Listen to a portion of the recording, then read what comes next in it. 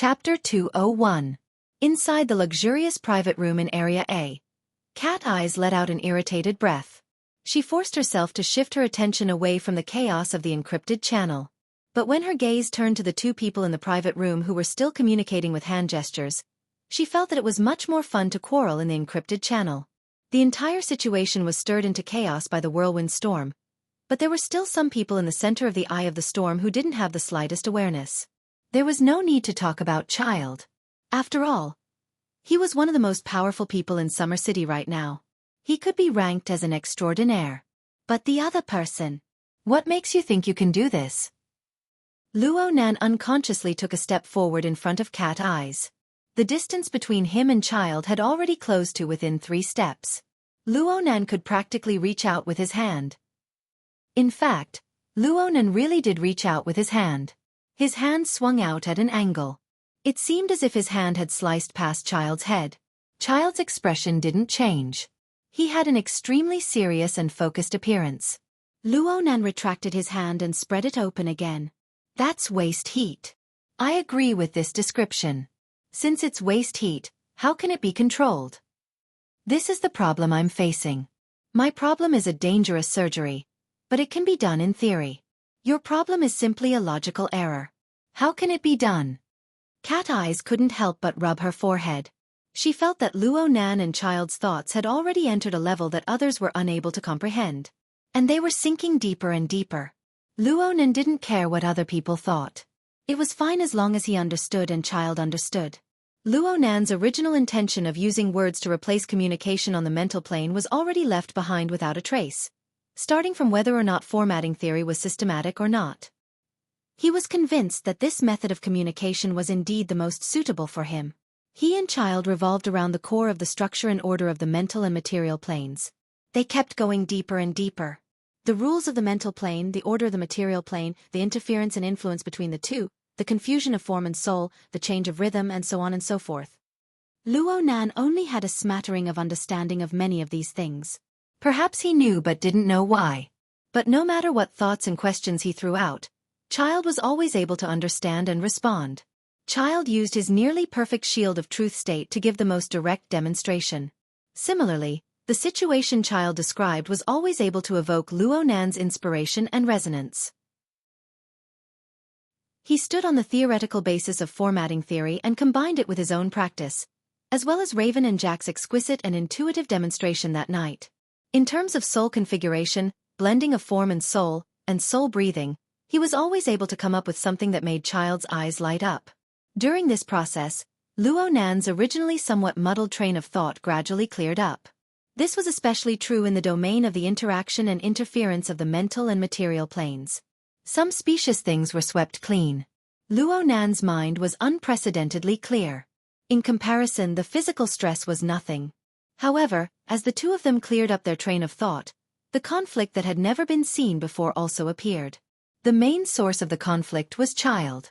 This Ears of Truth saw the wonders of the format of My Heart's a Prison, and even soul breathing, and praised the order at the mental level that it brought.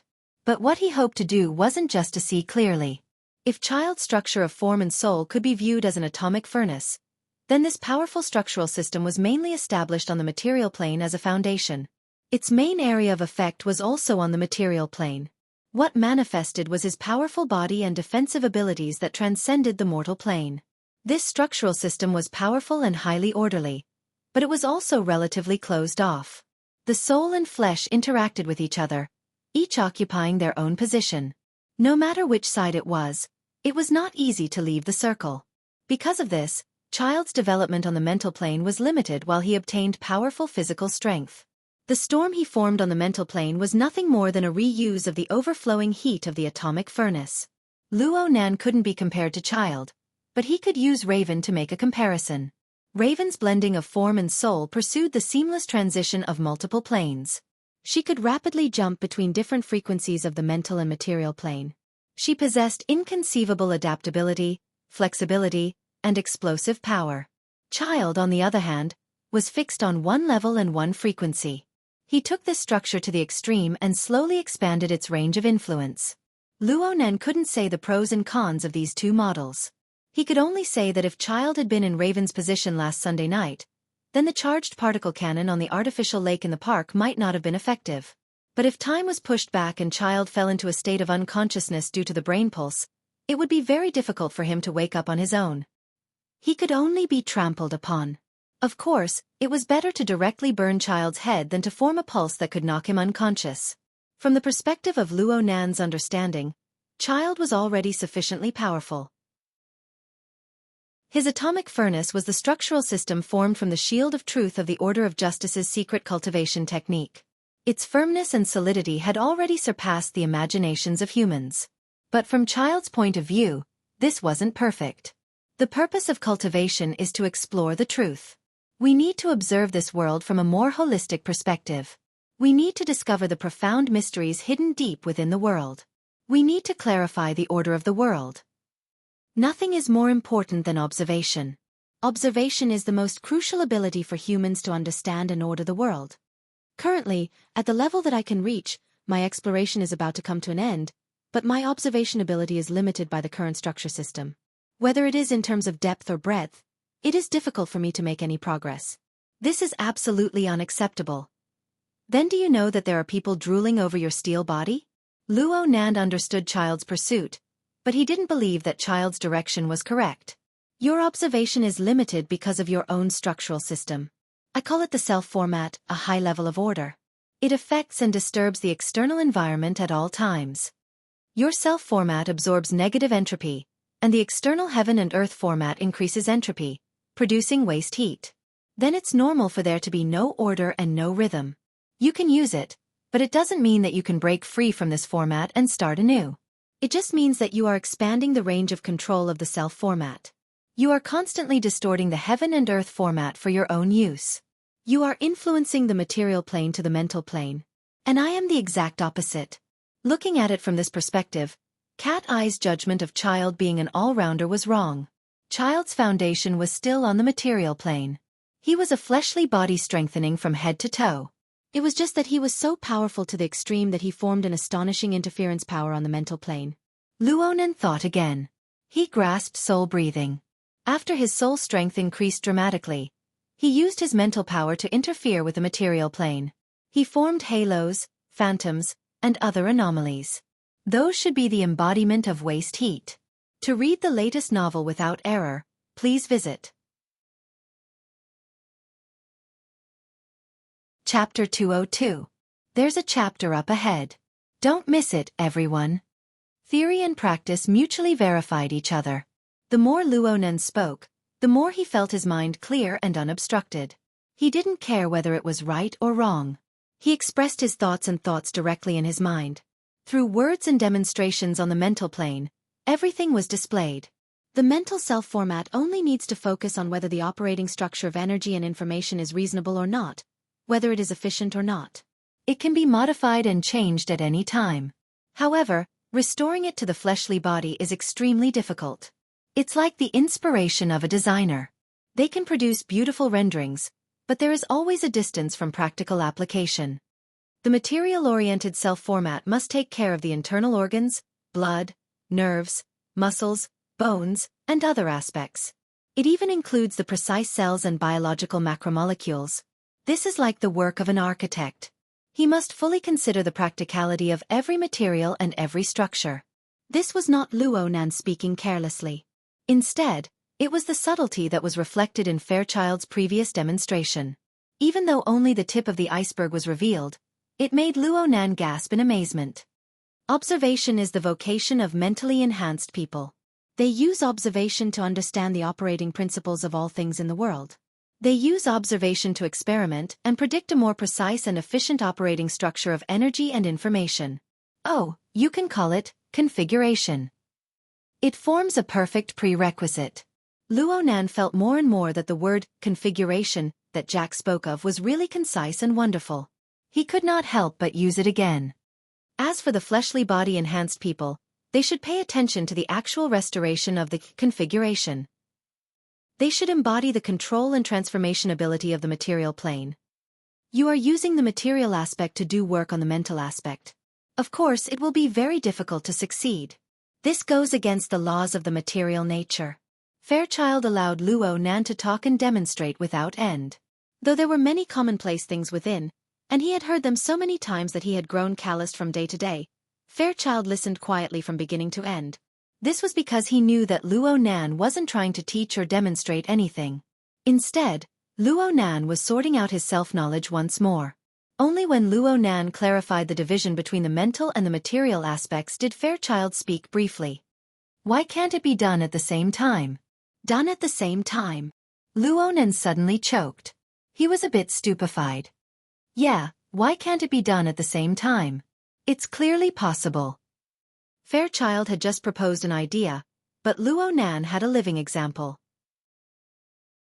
Rue Wen, that little girl who was still in a coma, yet her slender body hid an inconceivable ability. She used a few short minutes of murderous attacks to give Luo Nan the most brilliant demonstration. Luo Nan once believed that Rue Wen and Child's two models each had their own merits. But now he suddenly discovered that Rue Wen's configuration of body and soul was actually the most exquisite model that displayed the effects of balance on the mental and material planes. From Luo Nan's current level of understanding, it was nearly perfect. It's really enough. While Luo Nan was in a daze, Cat Eyes had reached the end of her patience. Right now, the society's encrypted channel had completely collapsed.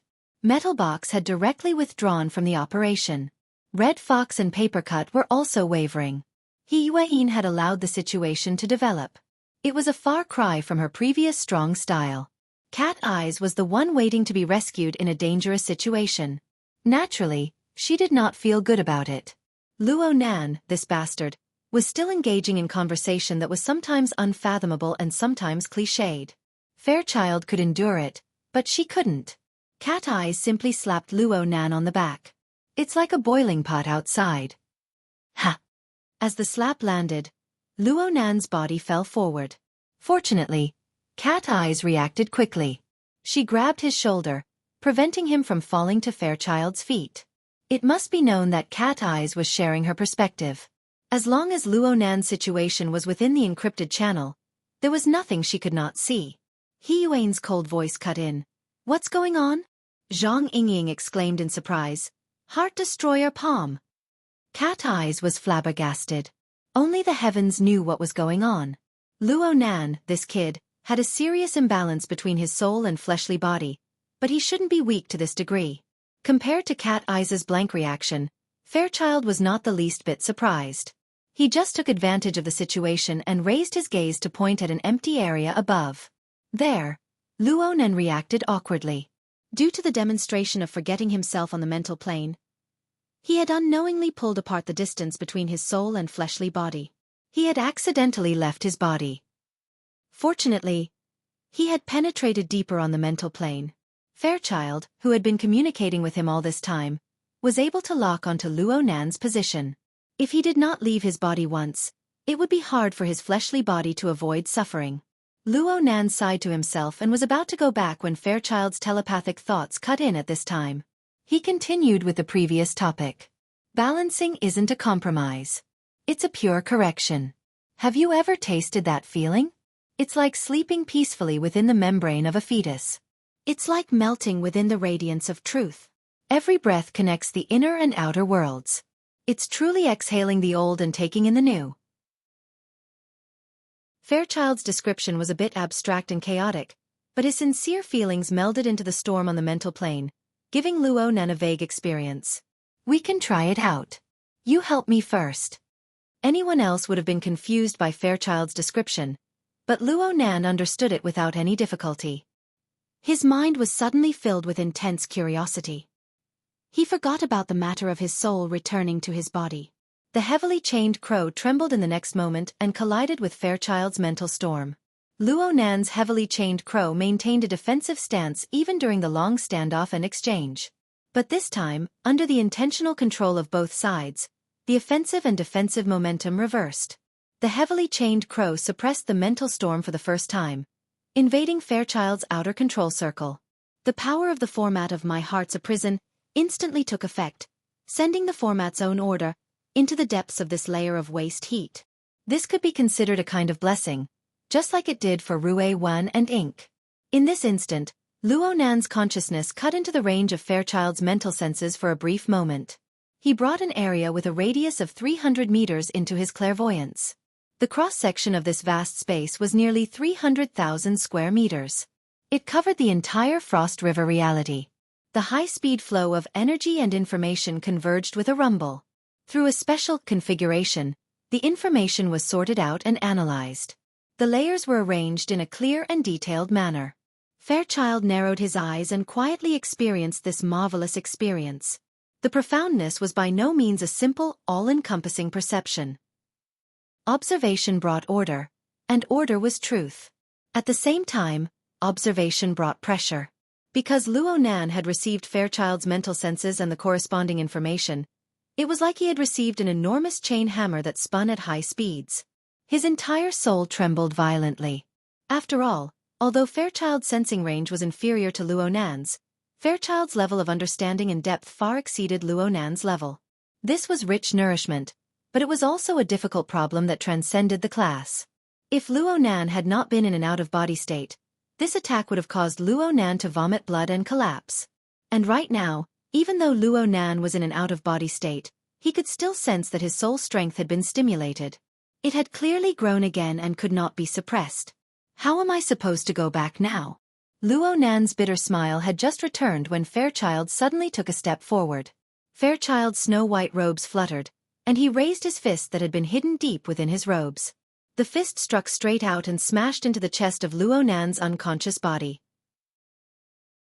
A mercury-like radiance surged back and forth between the fist and the chest. For the fastest and error-free novel reading, please visit Chapter 203. The instant Fairchild punched, Cat Eyes was like a big cat with its fur standing on end. Her entire body bounced up. Her hand was resting on Luo Nan's shoulder. The powerful shock transmitted from Luo Nan's body made her feel as if she had been electrocuted. Her hand was first bounced off, and then her entire body received the impact. However, this was not the most crucial factor in her intense reaction. At this moment, regardless of whether it was the encrypted channel or her own senses, all of them sent a sharp warning over. The problem was that the warning and stimulation were triggered from multiple points. They came from different directions, different intensities, and different distances. Together, they formed a giant web of danger that made one's scalp explode. It endlessly tested her ability to make decisions on the spot. However, Fairchild's punch had swept away at least 90% of the irritating choices. The only path was laid out before her eyes. Luo Nan's unconscious body bounced up faster than Cat Eyes. His body left the ground and slammed heavily into the wall behind him. He crashed into it with a boom. The mercury-like radiance on his chest rapidly permeated the moment of impact. It illuminated Luo Nan's entire body, and then it disappeared without a trace. Luo Nan's body went limp, and he sat against the wall. Cat Eyes leaped back and arrived by Luo Nan's side. However, she did not pick him up. Instead, she pressed down on his neck and pushed him down. She laid down beside him. The instant she completed this action, the soundproof walls on both sides of the room exploded with 2 bangs. A gap the size of half an adult's body was blasted open at practically the same time. Soundproof cotton, gypsum board, and other composite building materials flew into the air, forming a hazy, turbid mist of dust that covered most of the room. But very quickly, the dark red trajectory of the bullet cut the dust into pieces, and the special bullets bombarded the ground and the walls one after another, exploding one after another. The fragmented smoke screen and the strong sound of the electric current interweaved together, and in an instant, the interior of the VIP room was swept into ruins. It was easy to imagine that if Luo Nan was still in his previous position, he would have been turned into a sieve in the blink of an eye. The other person in the high-risk area was Officer Xue Weiluan. He had been hit by Fairchild's mental storm and was sitting on the ground in a daze. He was doing his best to recover. Now, the rain of bullets descended and shrapnel flew everywhere, covering him within. Fortunately, Xue Weiluan was wearing the exoskeleton armor. Although he was swept by the wave of attacks, he did not suffer any fatal injuries. Instead, he completely woke up from the stupor of the spiritual shock.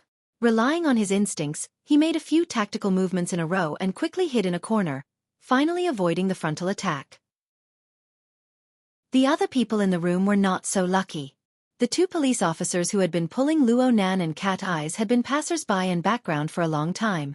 but they instantly collapsed in this wave of attacks. It was unknown whether they were dead or alive. Guoju, who was unconscious, was probably the unluckiest one in the first wave of attacks. He was hit directly in the back by a large-caliber sniper bullet. His upper body exploded on the spot, and blood and flesh splattered everywhere. He could not be more dead. The pungent smell of blood and the rapidly surging hostility and killing intent were like an invisible burning flame that invaded Cat Eye's perception. She was forced to constantly change her perception in order to eliminate the interference and capture valuable information. However, the problem was that the other party knew very well that in the face of Fairchild's shield of truth's absolute strength and unparalleled defense, long-range firepower could only be used despite its ineffectiveness. No one would come within 100 meters of it. This made it impossible for her long-range sensing ability to display its full potential. Instead, the target of this concentrated firepower, the ears of truth, Fairchild, simply withdrew his fist after blasting Luo Nan away. He did not make any special moves, but the radiance around his body was as lustrous as mercury. Thickness could be seen amidst the flowing light. No matter what kind of bullet it was, it lost its kinetic energy before this layer of inconceivable light. The powerful sound and electricity were also blocked outside. This marvelous scene of completely defying the laws of matter caused a chill to seep through the gaps of Cat Eye's teeth. She felt that it was inconceivable. It was precisely because of Fairchild's dazzling performance that he attracted the majority of the firepower. Cat Eyes and Officer Shui were able to catch their breaths. Wretched cries, weeping, and groans could be heard endlessly from outside. Even though the majority of the players had left this troublesome place due to the series of unforeseen events, there were still some people who were either enchanted or watching. They did not evacuate in time. The 2 firing points of the Knights of Equity opened up, and the 2 bullet trajectories on both sides of the room became a human domain. Compared to the chaotic and miserable situation outside, the luxurious room was already in shambles. From beginning to end, aside from the initial 170 decibels explosion of the stun grenade, no one else made a sound. Some people did not make it in time. Some people knew that this was completely meaningless. There were also people like Cat Eyes. After taking 2 deep breaths, she poured all of her emotions into the encrypted passageway. You guys just let the Order of Justice calmly set up 2 firing points like this? Bamboo Pole expressed his helplessness. We didn't even know if they were going to make a move before. What were we supposed to do? Plus, who would have thought that the Order of Justice would dare to play this big? This internal strife is simply the tempo of a special warfare. He sighed and continued to report the current situation. Right now, they are still filling in people endlessly. Aside from the interior of Frost River Reality, there are also quite a few people who have gone to the top floors of the 3 surrounding buildings. All monitoring over there has been blocked. I don't know what they're up to. I just applied to the Society for the use of satellites or monitoring balloons in the atmosphere, but I'm afraid this won't be enough. Red Fox, who was wavering, had always been by Bamboo Pole's side. Right now, he complimented and grumbled, there are also people from the Order of Justice stationed here. We don't know when they'll come to the central control room to fight for territory. Mother Fastris Kerr. Is this really okay? Where are the negotiators from the society? He Yueyin gave a simple response. The 3 first oblatums of the Order of Justice in Xia City have cut off communications. We can't contact them. Zhang Yingying clicked her tongue. I remember that they are all on the secular side. Just nice. 3 buildings, 1 per floor. Suddenly, a strange silence appeared in the encrypted channel. A full 2 seconds passed before Zhang Yingying whistled. The people of the secret order really are all lunatics. Now we don't have to pick a side, right? He Yueyin skipped over this topic. Confirm Mr. Luo's status. He's not dead yet. Cat Eyes responded snappily. She turned her head to sweep a few glances at Luo Nan's face. She added, his eyelids are trembling. If he's not pretending to be asleep, then he's carrying out shallow consciousness activities. Perhaps he's trying to comprehend the iron fist of love? Damn it! Don't make me guess. Cat Eye's answer represented the opinions of practically everyone in the encrypted channel. Although they were all surprised by Fairchild's fist, no one expressed any concern for Luo Nan's safety. This was probably the power of a lunatic and a fanatic. Common sense could not be used to judge this type of communication. One could not make wild speculations, lest one be infected. At this time, Cat Eye's eyebrows jumped. She keenly sensed the changes in the outside world. The attack has stopped. Did you guys make a move? We didn't. Zhang Yingying expressed her innocence. Chapter 204. That kid's surname seems to be Shui. He might be a disciple of some martial arts master. He's very courageous.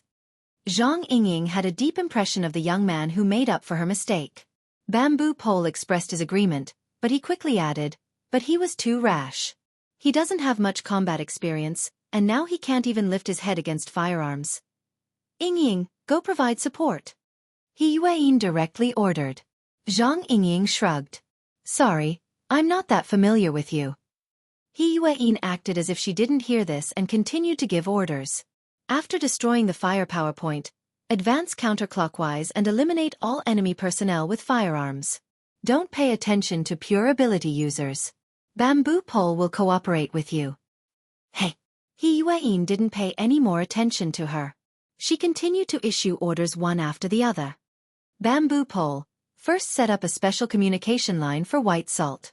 Then, identify all the firearms personnel and try to save the video. Bamboo Pole understood He Yueyin's meaning. That's a good idea. The municipal government and the military have just issued a warning to all parties regarding long-range weapons and highly lethal weapons. We're all enthusiastic citizens now, aren't we? Done. As he spoke, he connected to Bai Xinyan. Her wristband vibrated slightly, and a large amount of information flooded in. Bai Xinyan smiled and lowered her head to carefully comb through the information. At the same time, she raised her hand and waved at Zhang Yingying. Zhang Yingying, who had a stomach full of indignation, could only look up to the sky and roll her eyes. She turned around and snuck towards the location that the bamboo pole had pointed out. He Yueyin's tone became a bit more polite. White Salt, you are responsible for bringing your patient out. Is that all right? Bai Xinyan replied with a smile. Saving lives and helping the injured is a doctor's duty. But are you sure Mr. Child will like our involvement? He Yueyin's voice became cold again. This has nothing to do with him. After a short pause, she said to the bamboo pole, help me connect a line. Following the muted firing of 2 long-range firepower points, many of the Knights of Equity's follow-up steps were forcibly cut off. After all, it was not an easy task to find a suitable location in the complex internal environment of the amusement park. For a short period of time, the luxurious private room that was in a mess was surprisingly quiet. Of the 4 survivors, Shui Weiluan was probably the one who didn't understand the situation the most. However, he was very conscientious and responsible. If this chapter is not finished, please turn the page. Now the police officers also have the most concerns. His gaze swept past the other 3 people in the room, and then turned to the unconscious subordinates outside the door. The wave of intensive attacks just now was mainly aimed at the SWAT officers indoors. The SWAT officers outside were protected by the exoskeleton armor, and their vital signs were still stable at this time. This was also displayed in his command data link. Shui Weiluan should have rejoiced, but when he saw Guoju's shattered limbs and the 2 other policemen gasping for breath, he couldn't help but feel conflicted. Finally, his gaze fell on the white-robed man who had been standing quietly in the middle of the room. It was this man who had brought about a series of disasters, yet he treated them as if they were nothing. To him, the concentrated shrapnel seemed to be just a drizzle in an autumn night. It did not wet him even when it touched him. This kind of monster should not appear in the world of ordinary people. The enormous pressure that followed closely with it would follow the slope created by the higher and lower levels and crush the weak and confused people like a torrent, causing terrible damage. Shui Weiluan sighed with emotion, which was rare for him. At this moment, a buzzing noise came from the communicator. A somewhat hesitant voice said, "You can talk like this? The police data link isn't that easy to hack into, right?" Even though the distance was a little far and the voice was too faint, how could Shui Weiluan not hear it? His heart tightened. Leicester. Is that you? Dad, are you really okay? I'm with Nanster's friend now. Everything is fine. On the other side, Shui Lei tried his best to make his voice sound more relaxed. The problem was that no one knew a son better than his father. Shui Weiluan could tell from his son's slight breathing that something was wrong. What's more, the dog's tail reporting that I'm safe was a clear loophole right in front of him. Shui Weiluan's mind spun and his hair stood up in anger. You're here? Just based on your mediocre skills? I shouldn't have sent you to the dojo in the first place.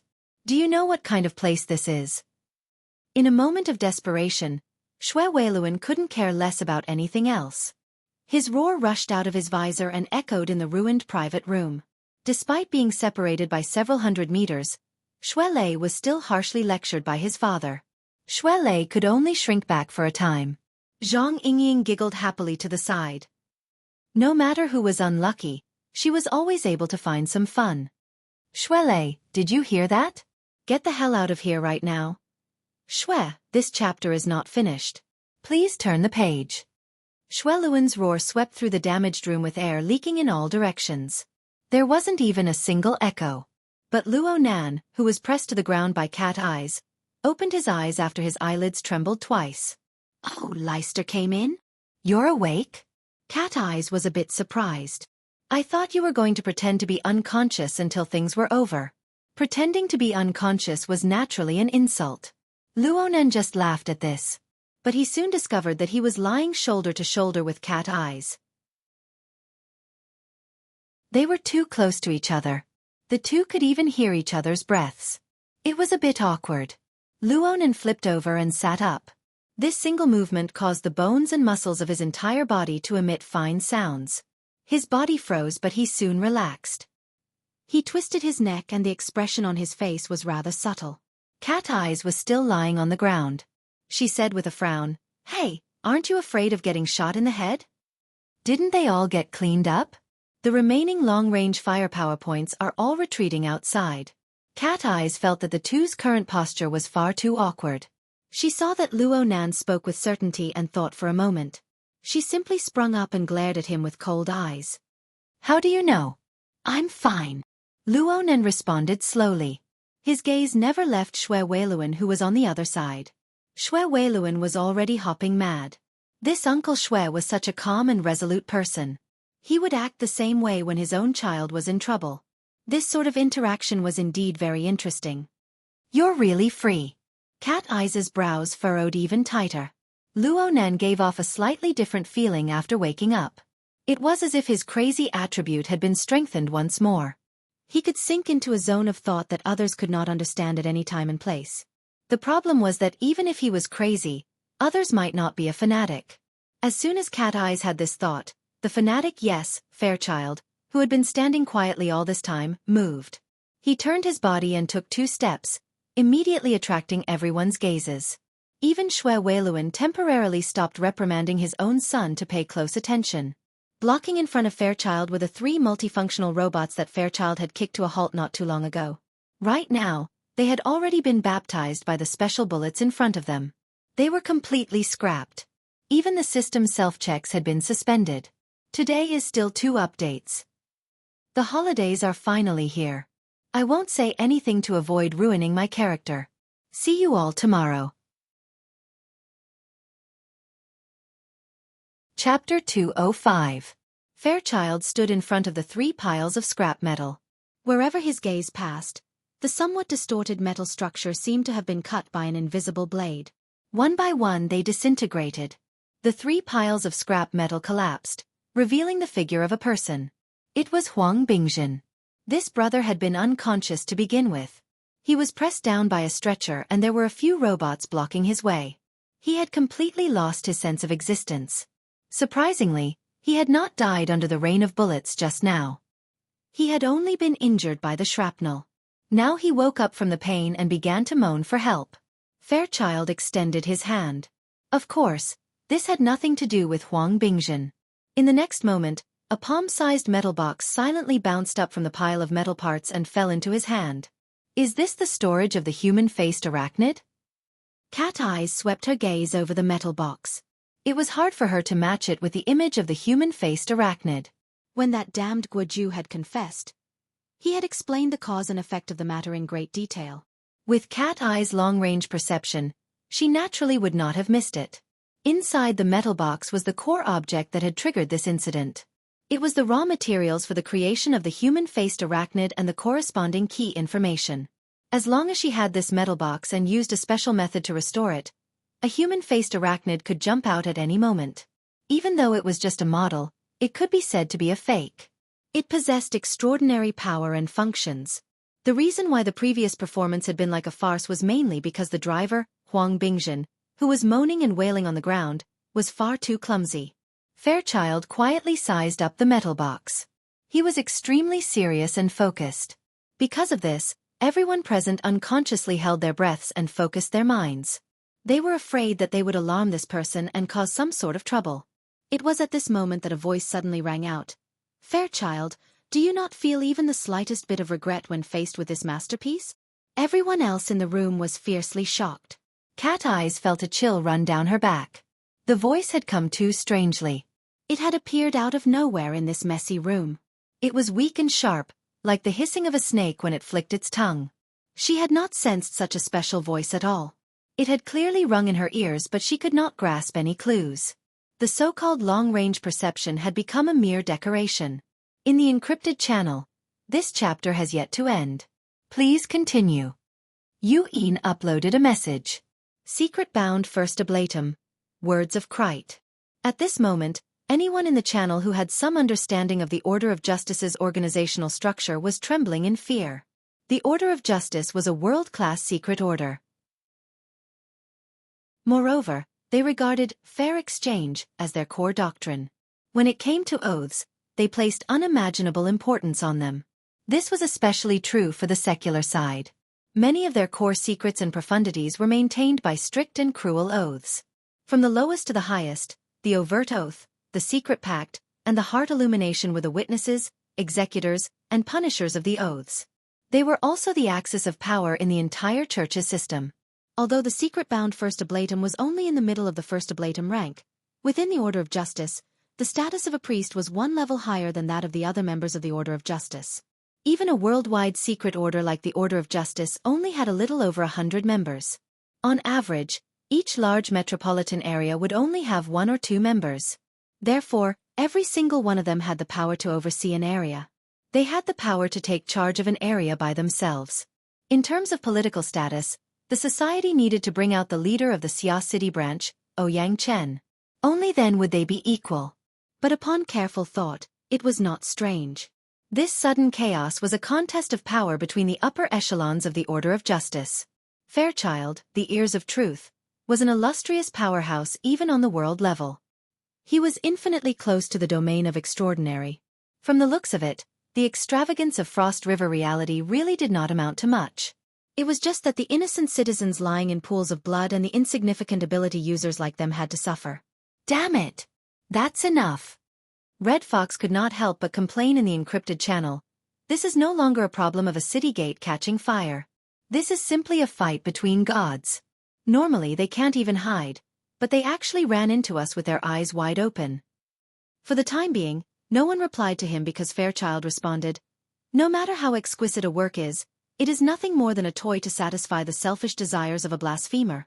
I don't see how it has the qualifications to be called a masterpiece." The secret-bound first oblatum used the secret technique of words of Krite and laughed in a low voice. As for where he was, no one knew. "Oh, Fairchild, I must. This chapter is not finished. Please turn the page. Let me remind you this time. Your logic can be perfectly replaced by the scales of truth." Are you saying that the sacred object that can bear the weight of the Order's sacrificial vessel is nothing more than a big toy to satisfy the desires of the believers? Fairchild's expression did not change. This was not the first time such a debate had occurred. He knew very well that using words to refute An Wang was meaningless. An Wang, you only need to understand one thing. This thing will not return to your hands. Your laughable divine replacement will ultimately become a meaningless dream.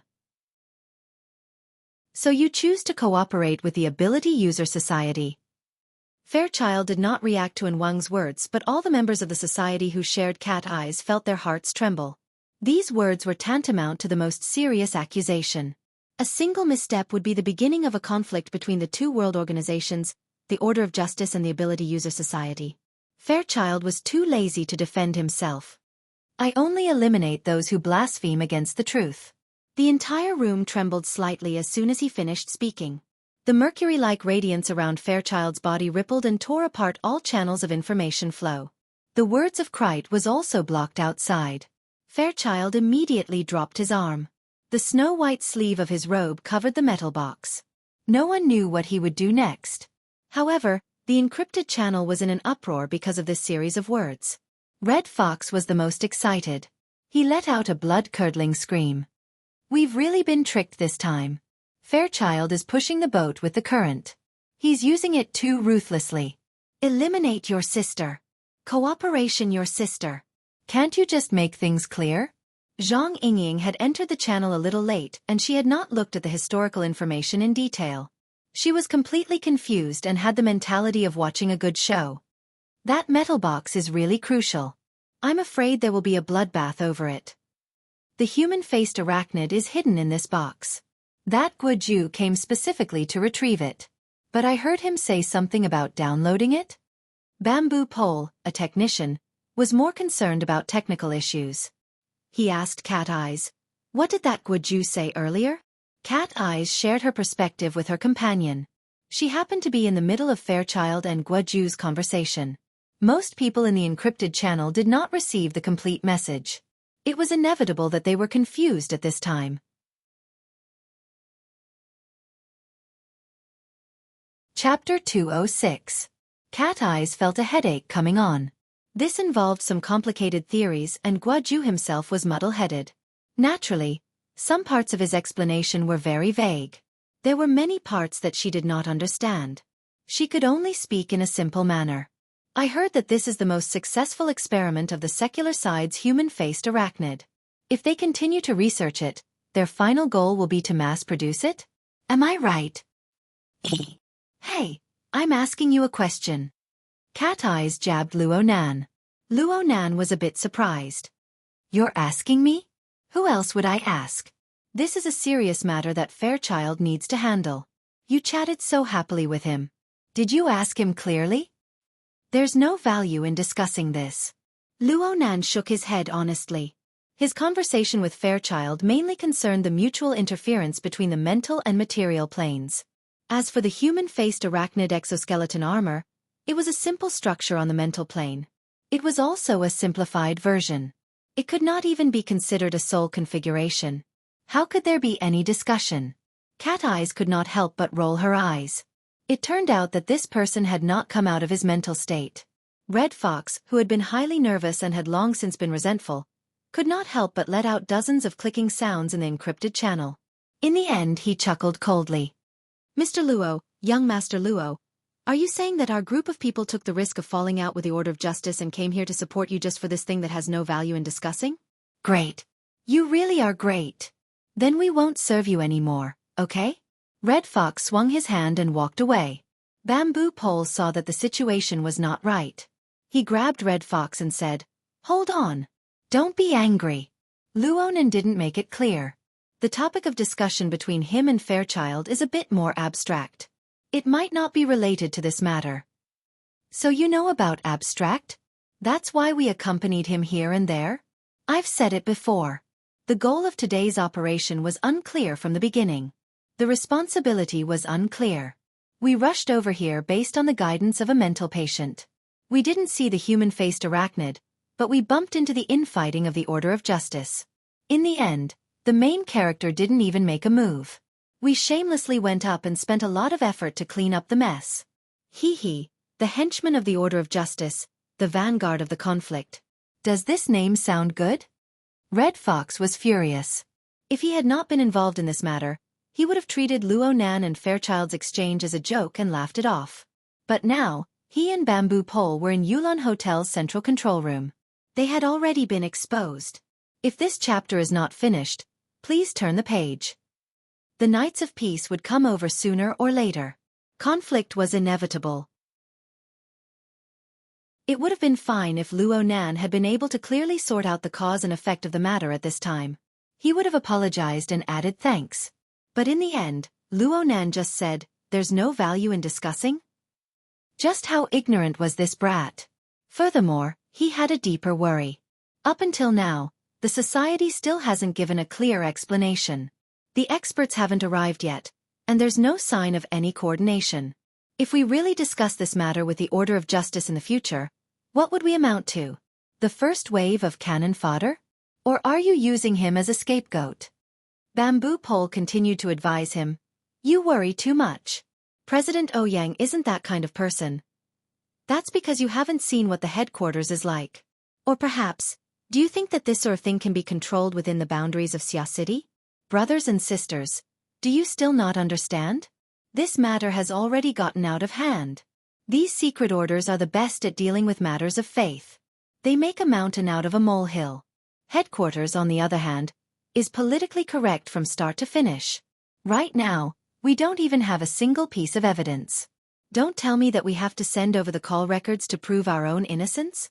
He Yuan tried to advise him, Red Fox. I'm talking to Boss Luo. Secretary, shut up. Red Fox grew angrier the more he thought about it. He didn't give face to anyone.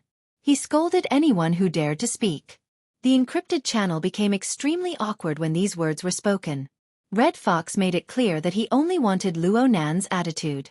Anyone else who spoke would only add fuel to the fire. Luo Nan was distracted for a few moments before he discovered that he was being targeted by Red Fox. He wasn't really ignorant. He just didn't think too much about it. He just spoke his mind. The faith product he named the human-faced arachnid exoskeleton armor was essentially a simplified version of the soul configuration. With the live demonstration from before and the wraith sign as a solid reference, Luo Nan just needed to gather enough negative emotions to create one on the spot. It wasn't a difficult matter. This wasn't Fairchild's area of expertise. Fairchild probably didn't know this better than Luo Nan. Luo Nan felt quite wronged for a time. But when he thought about it from the other side, he had rashly reported the warning of the human-faced arachnid. He didn't listen to He Yuan's instructions and headed straight for the site of the incident, causing the situation to escalate. He was indeed in the wrong first. Red Fox had faced many changes to the mission target. Though he grumbled endlessly, he still followed them from start to finish. Now he was facing a direct conflict with the Order of Justice. The danger was extremely high. Please continue to the next page if this chapter is not finished. He really did have the qualifications to get angry. Luo Nan didn't mind apologizing and saying a few soft words. However, he really didn't know how to respond in this complicated context. He looked at Cat Eyes, who was closest to him. Cat Eyes had her arms crossed over her chest. She had a cold and cynical expression that said, "Seeing you embarrassed makes me feel good." However, the index and middle fingers of her right hand were raised and hooked downwards. Her meaning was for Luo Nan to lower his head and admit his mistake. She had been sharing her perspective all this time. This method was more covert, making it harder for others to discover her. However, this kind of notification was far too vague. At this time, two good friends simultaneously communicated with him in the private interface. One was He Yuan. The other was actually Zhang Yingying. Apologize to Red Fox. Try to communicate with Fairchild. Ask him clearly about the human-faced arachnid.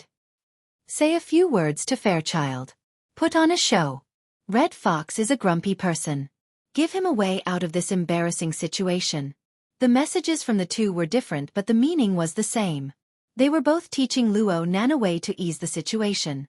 He Yuan's actions were consistent with her style. However, Zhang Yingying's secret assistance was a bit unexpected to Luo Nan. Luo Nan wanted this kind of specific guidance. He let out a breath of relief and obediently responded in the encrypted channel. I'm sorry, Red Fox. I didn't think things through just now. I'll communicate with Fairchild a bit more. Luo Nan was pondering as he spoke. Though Red Fox had said a bunch of angry words, there were some things that he could understand very clearly. Right now, the biggest problem for the members of the society was that they were unable to separate themselves from the internal strife of the Order of Justice. They gave others a reason to speak against them, but they did not have any concrete evidence to prove their innocence. Luo Nan thought about it a bit more. Though he already understood the configuration of the human-faced arachnid, it was all empty talk. If the society were to negotiate with the Order of Justice, the evidence would be lacking. The true and irrefutable evidence was naturally the metal box in Fairchild's hands. Luo Nan more or less understood Fairchild's personality. Fairchild had obtained the storage device, but he would at most verify it. It was more likely that Fairchild would simply destroy it. That would be far too wasteful. With this thought clear, Luonan spoke to Fairchild. Mr. Fairchild, if you don't need that storage device, leave it for us to store as evidence. Cat eyes? Question mark. He Wein. Zhang Yingying. Exclamation point. Red Fox. F***ck me. What the hell are you doing? Chapter 207. The instant Luonan's words left his mouth, Red Fox was not the only one who exploded. Everyone in the encrypted channel was furious. You saw it, you saw it. The Red Fox shouted until the end and was completely exhausted. Even his cries had turned into moans. I knew it. This fellow is purely a scammer. What a fool. Zhang Yingying slapped herself on the face, feeling too ashamed to face anyone. Even if Xue Lei, who was beside her, looked at her as if she was a lunatic, she couldn't care less. How naive was she? Only then would they believe that the youth who was serious about becoming an employee could handle this matter by himself. Bamboo Pole, who had always thought that he possessed the calmness of a technician, couldn't help but say, in the future, it's better to let him use his pen and not his mouth. Truthfully speaking, Luonan's words just now really left people speechless. It would be too presumptuous to say that it was a request. After all, Fairchild had just expressed his attitude towards the secret-bound officiant, and Wang. That metal box was an important item that was not up for discussion. Why should he give it to him? A single mistake and they would fall out with each other. It would be absurd to call it a negotiation. Right now, the Order of Justice's secular faction had their eyes on this metal box. Even if they were to start a massacre in the bustling city center, they would not hesitate. With this kind of determination and willpower, anything could be burned to a crisp. Yet you actually want to take it? What kind of spirit was this? Actually, Luonan himself felt a bit odd after he spoke those words. He saw the reaction in the encrypted channel and knew that he had said the wrong thing. But at this time, Fairchild turned his head and locked gazes with Luonan. He muttered to himself for a moment before nodding. If you want it, here. As he spoke, Child had already tossed the metal box in his hand, crisp and efficient. Don't take it. Can you not be so fragile? Look, he's taking advantage of the situation. The encrypted channel was filled with a wave of rejection, but it was impossible for Luonan to slap the metal box back. He instinctively extended his hand, and the metal box was placed between his 5 fingers. There was a slight feeling of heat in his hand, like the heat dissipating from a high-speed operating instrument. At this moment, in the encrypted channel, half of the people were wailing, while the other half remained silent. The atmosphere was like the end of the world. It was well done. If this chapter is not finished, please turn the page. Was he stupid? Hopelessly stupid? Luonan always had a bit of a temper. It wasn't that he couldn't accept opinions, but he admitted that his level of communication still needed to be improved. But what the hell was this atmosphere? As if the planet was going to explode in the next moment. The metal box had played an important role in the whole process. From the moment Guoju confessed, it should have been obvious to everyone. He took a deep breath and sent out a message in the encrypted channel. Isn't this storage unit the ironclad proof that the Order of Justice is researching and experimenting with the human-faced arachnid? Yo-ho! Does young Master Luo feel wronged? The Red Fox sneered. Solid evidence? Based on the external parts of a robot? Based on the one-sided statement of a dead man? Or was it based on the obscure communication between Child and the secret covenant officiant? Young Master Luo, let me teach you something. The words of Krite is a secret covenant technique of the Order of Justice. No equipment can record it. Luonan was baffled. He continued to speak in the encrypted channel. The society intervened so early. All sorts of monitoring, perspective sharing, and video archiving have been done extremely well. The entire plot chain is clear and complete. It is far too easy to fake in this world. Your ability user society intervened so early. You guys must have made arrangements long ago, right? Red Fox mimicked the words of the Order of Justice, directly making Luonan choke. Luonan felt that he was unable to speak, but he was unwilling to admit defeat. He ground his teeth and used his mind as the tip of a pen to draw a simplified 2D structure diagram in the encrypted channel. Although it was simplified, the crisscrossing lines and the precise layout of the graphics stitched together made the encrypted channel go silent. Red Fox was a bit stupefied. What do you mean by this? Are you trying to curse me? Luo Nan hastily drew the diagram and used the marking function of the psychic wave network. He used an eye-catching red pen to draw over a dozen red circles on the 2D structure diagram in a single breath. This is the energy and information storage structure used by the storage unit. It includes the simplified restoration technique. Many of the details involved are special patterns that appear over and over again. Are these the exclusive uses of the Order of Justice? Actually, many of these structures appeared in the configuration of Child's Shield of Truth. They were used as extremely crucial nodes, which was why Luo Nan dared to be so certain. The internal core structure of the storage unit is unique. If this chapter is not finished, please flip the page. Special craftsmanship and usage.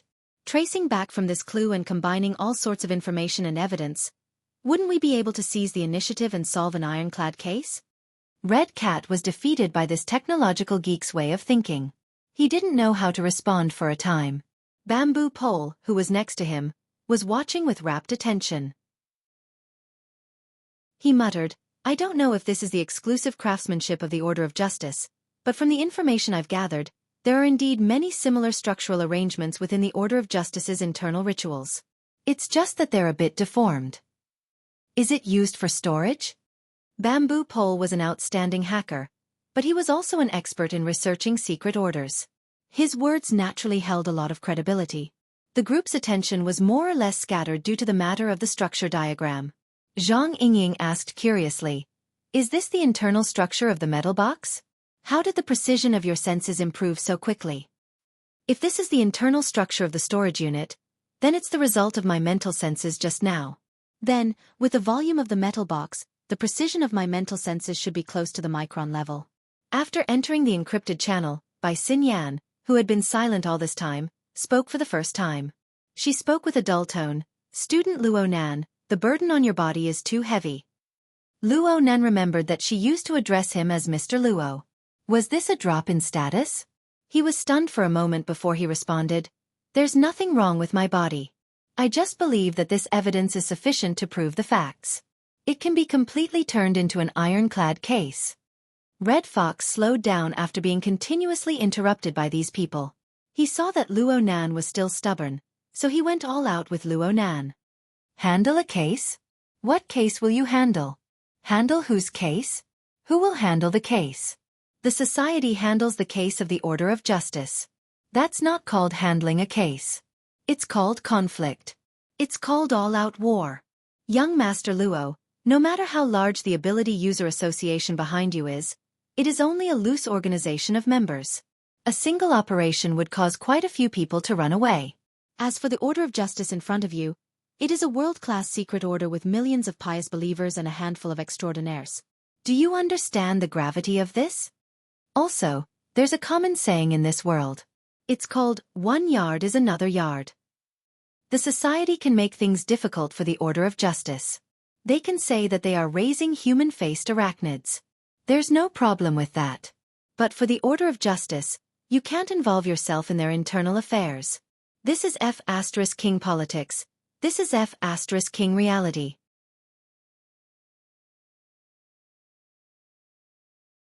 Chapter 208. A string of cynicism and mockery was sent over. While Red Fox was talking incessantly, he made the same mistake as a newbie. He used the Hexa ear as a communication device. He completely forgot about telepathic communication and simply roared. After this wave of roars, Red Fox's mood did not ease. Instead, he became even more agitated. He smashed his fist heavily on the control panel and cursed, "Idiot!" Even so, he still felt agitated. He tugged at his red jacket and cursed again. "Scammer!" Bamboo Pole shook his head.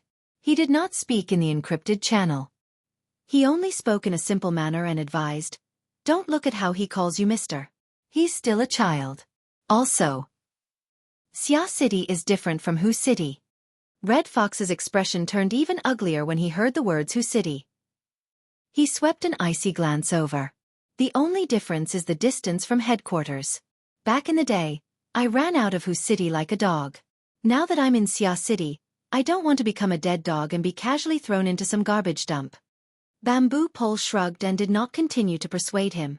This was because the monitoring system showed that there were a few unfriendly faces heading towards the control room. He sighed and asked in the encrypted channel, "The expected trouble has come. What should we do?"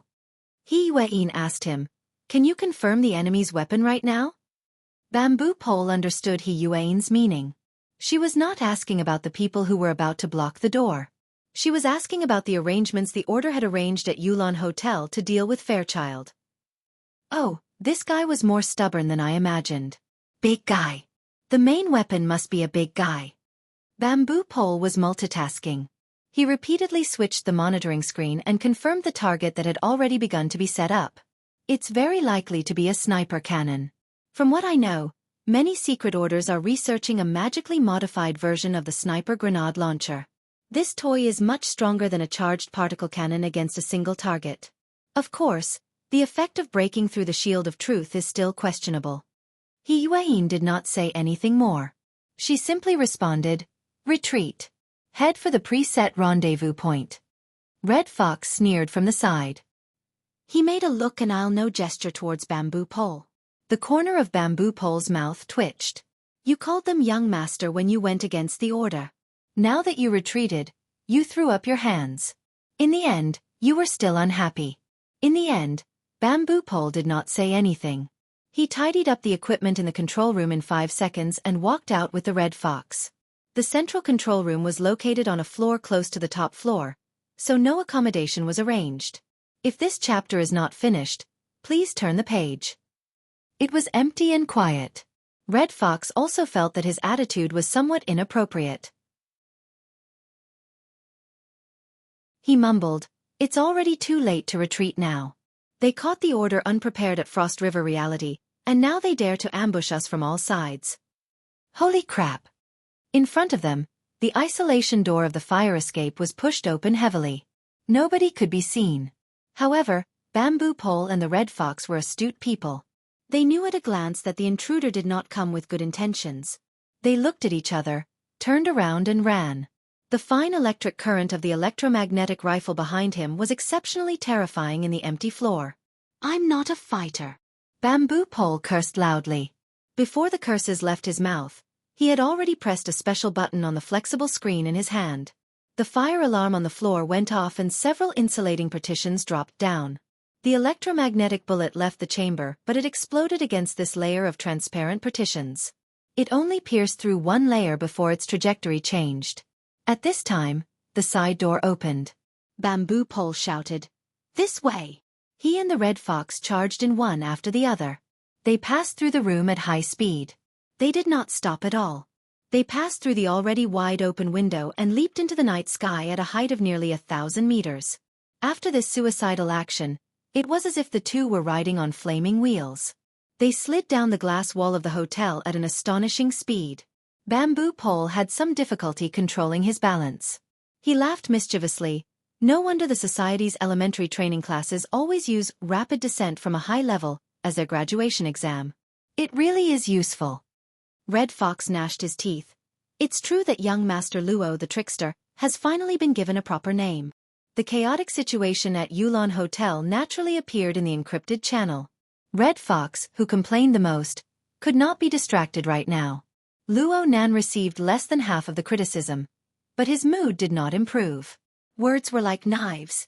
They did not cut the skin, but the pit of the heart. Luo Nan was baptized by Red Fox's political and realistic speech. He was speechless. This was not to say that he felt that he was wrong. On the contrary, he felt that the louder Red Fox clamored, the more the resentment in the depths of Red Fox's heart surged. In the end, Red Fox was not targeting Luo Nan at all. It was clearly the political and realistic things that he had always flaunted. Luo Nan was nothing more than a target for ridicule and ridicule.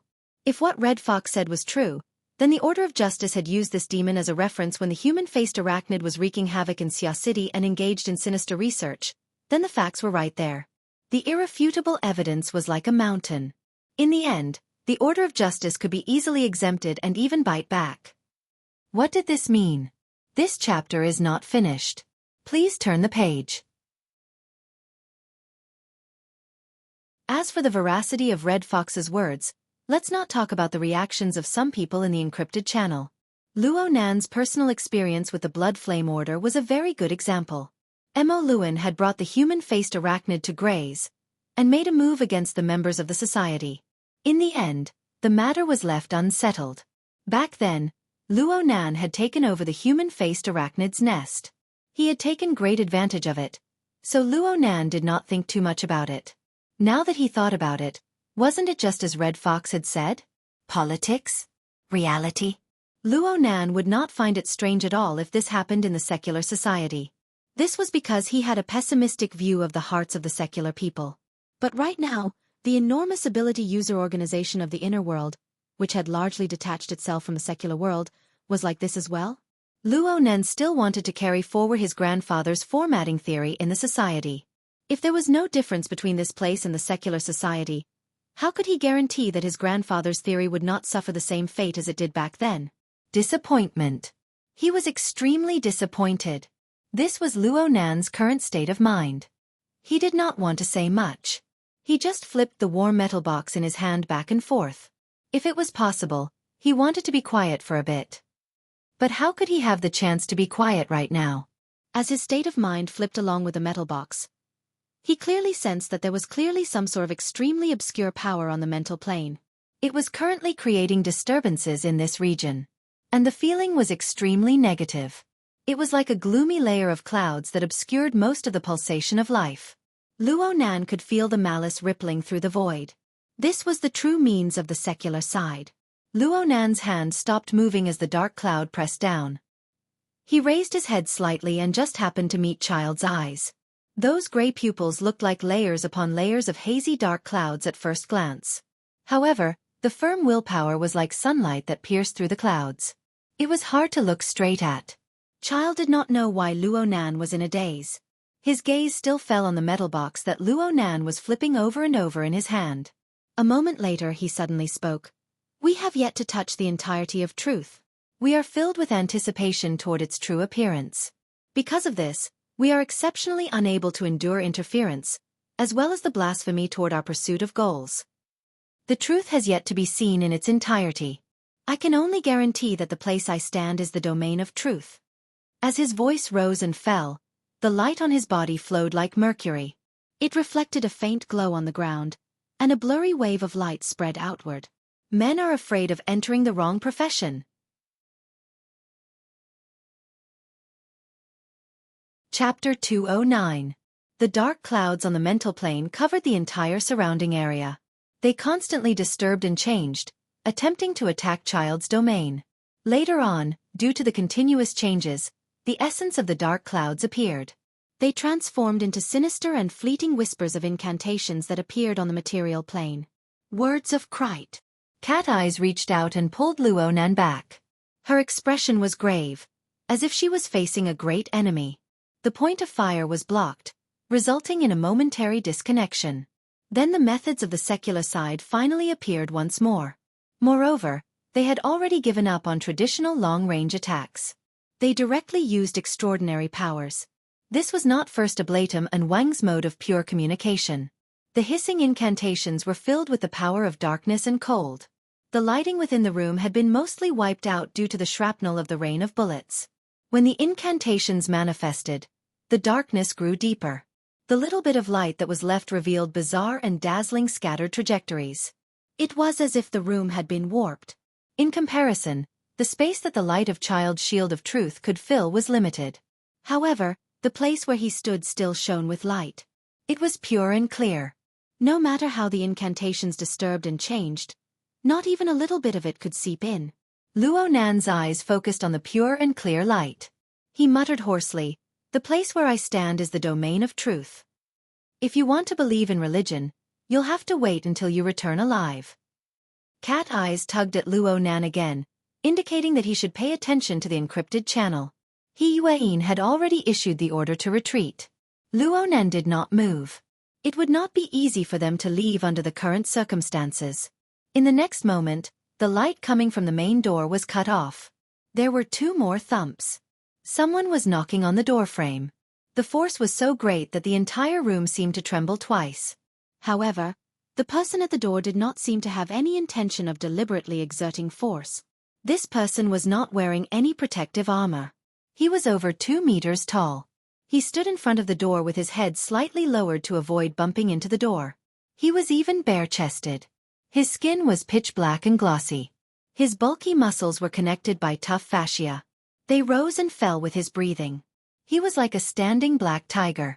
Just by looking at his physique, he was stronger than the already tall and sturdy child. The person ignored the gazes of the others in the room.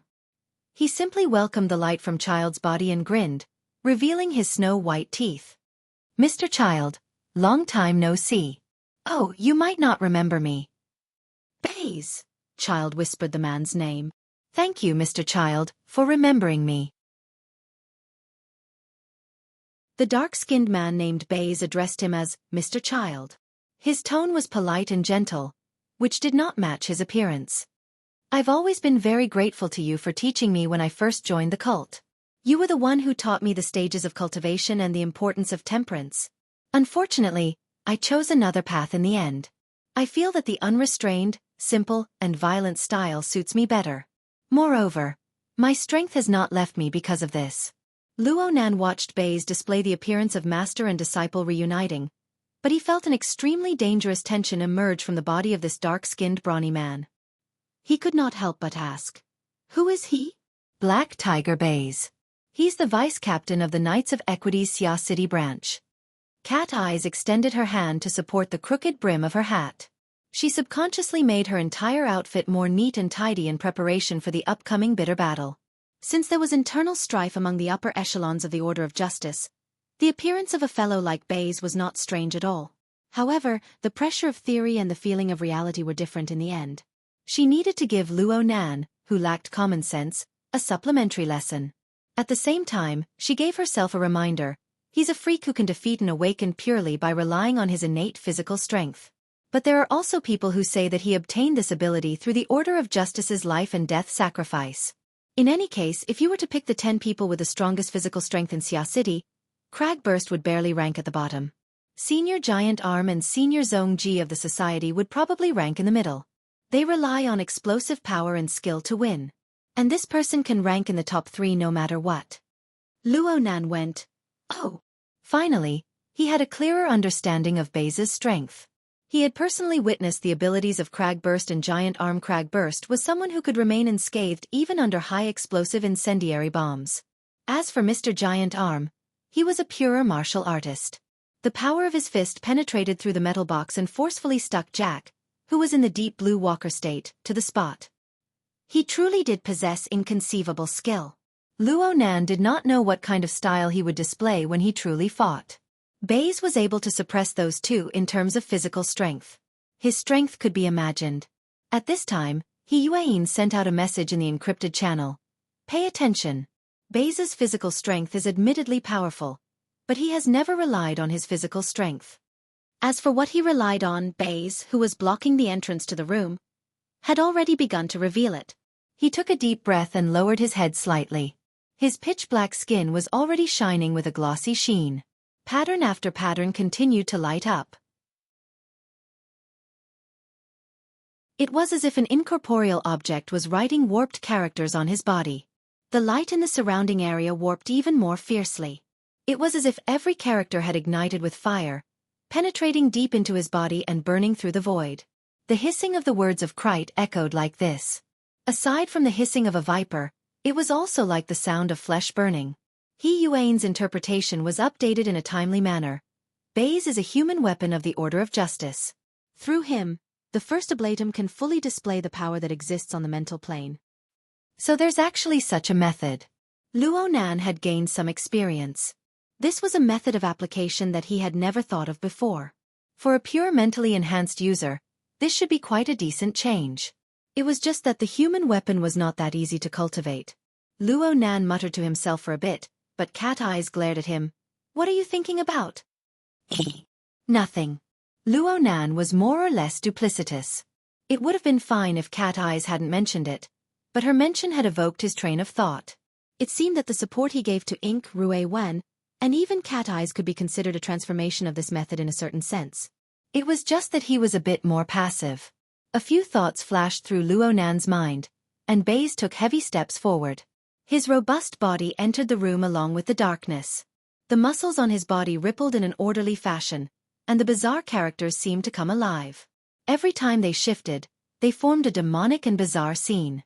It was as if dark flames were emitting from them as they pounced forward. The dark flames intersected with the area of light around Fairchild's body. In an instant, black and white rays of light fused to form a distorted layer of ash. Baze raised his head, and his pupils were like burning coal. His mouth split open.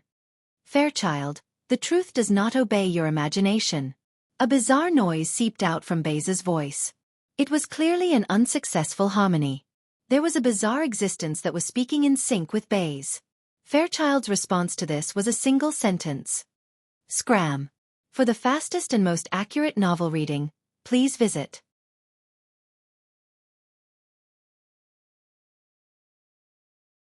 Chapter 2:10. Fairchild's snow-white robes fluttered, and the mercury-like radiance suddenly undulated. The gray layer that had just formed was torn apart. Baze's feet left the ground from the powerful assault, and he flew backward involuntarily. Mirror of truth.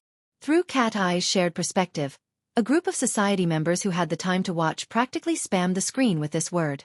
Fairchild practically did not exert any strength in that instant. Instead, he used the Shield of Truth's outstanding technique to forcefully rebound Baze's attack back, allowing Baze to absorb it all. One only needed to look at the momentum of Baze's raging dark flames to know just how inconceivable it was to achieve this near-total reflection. This was Fairchild's most classic method of judgment. Though he had never determined the name of this move, he had long since given it a proper name in the circle of ability users. It had an illustrious reputation. Luo Nan could see it even more clearly. It was not a simple matter of the material plane, nor was it an effect of physics. It was a structural power formed by the mutual interference of the mental and material planes. He could even capture the entire process of the intense ripples that blossomed on the mental and material planes separating and merging. In the end, they converged on the material plane to form an enormous impact force. However, Baze's mental plane remained stable.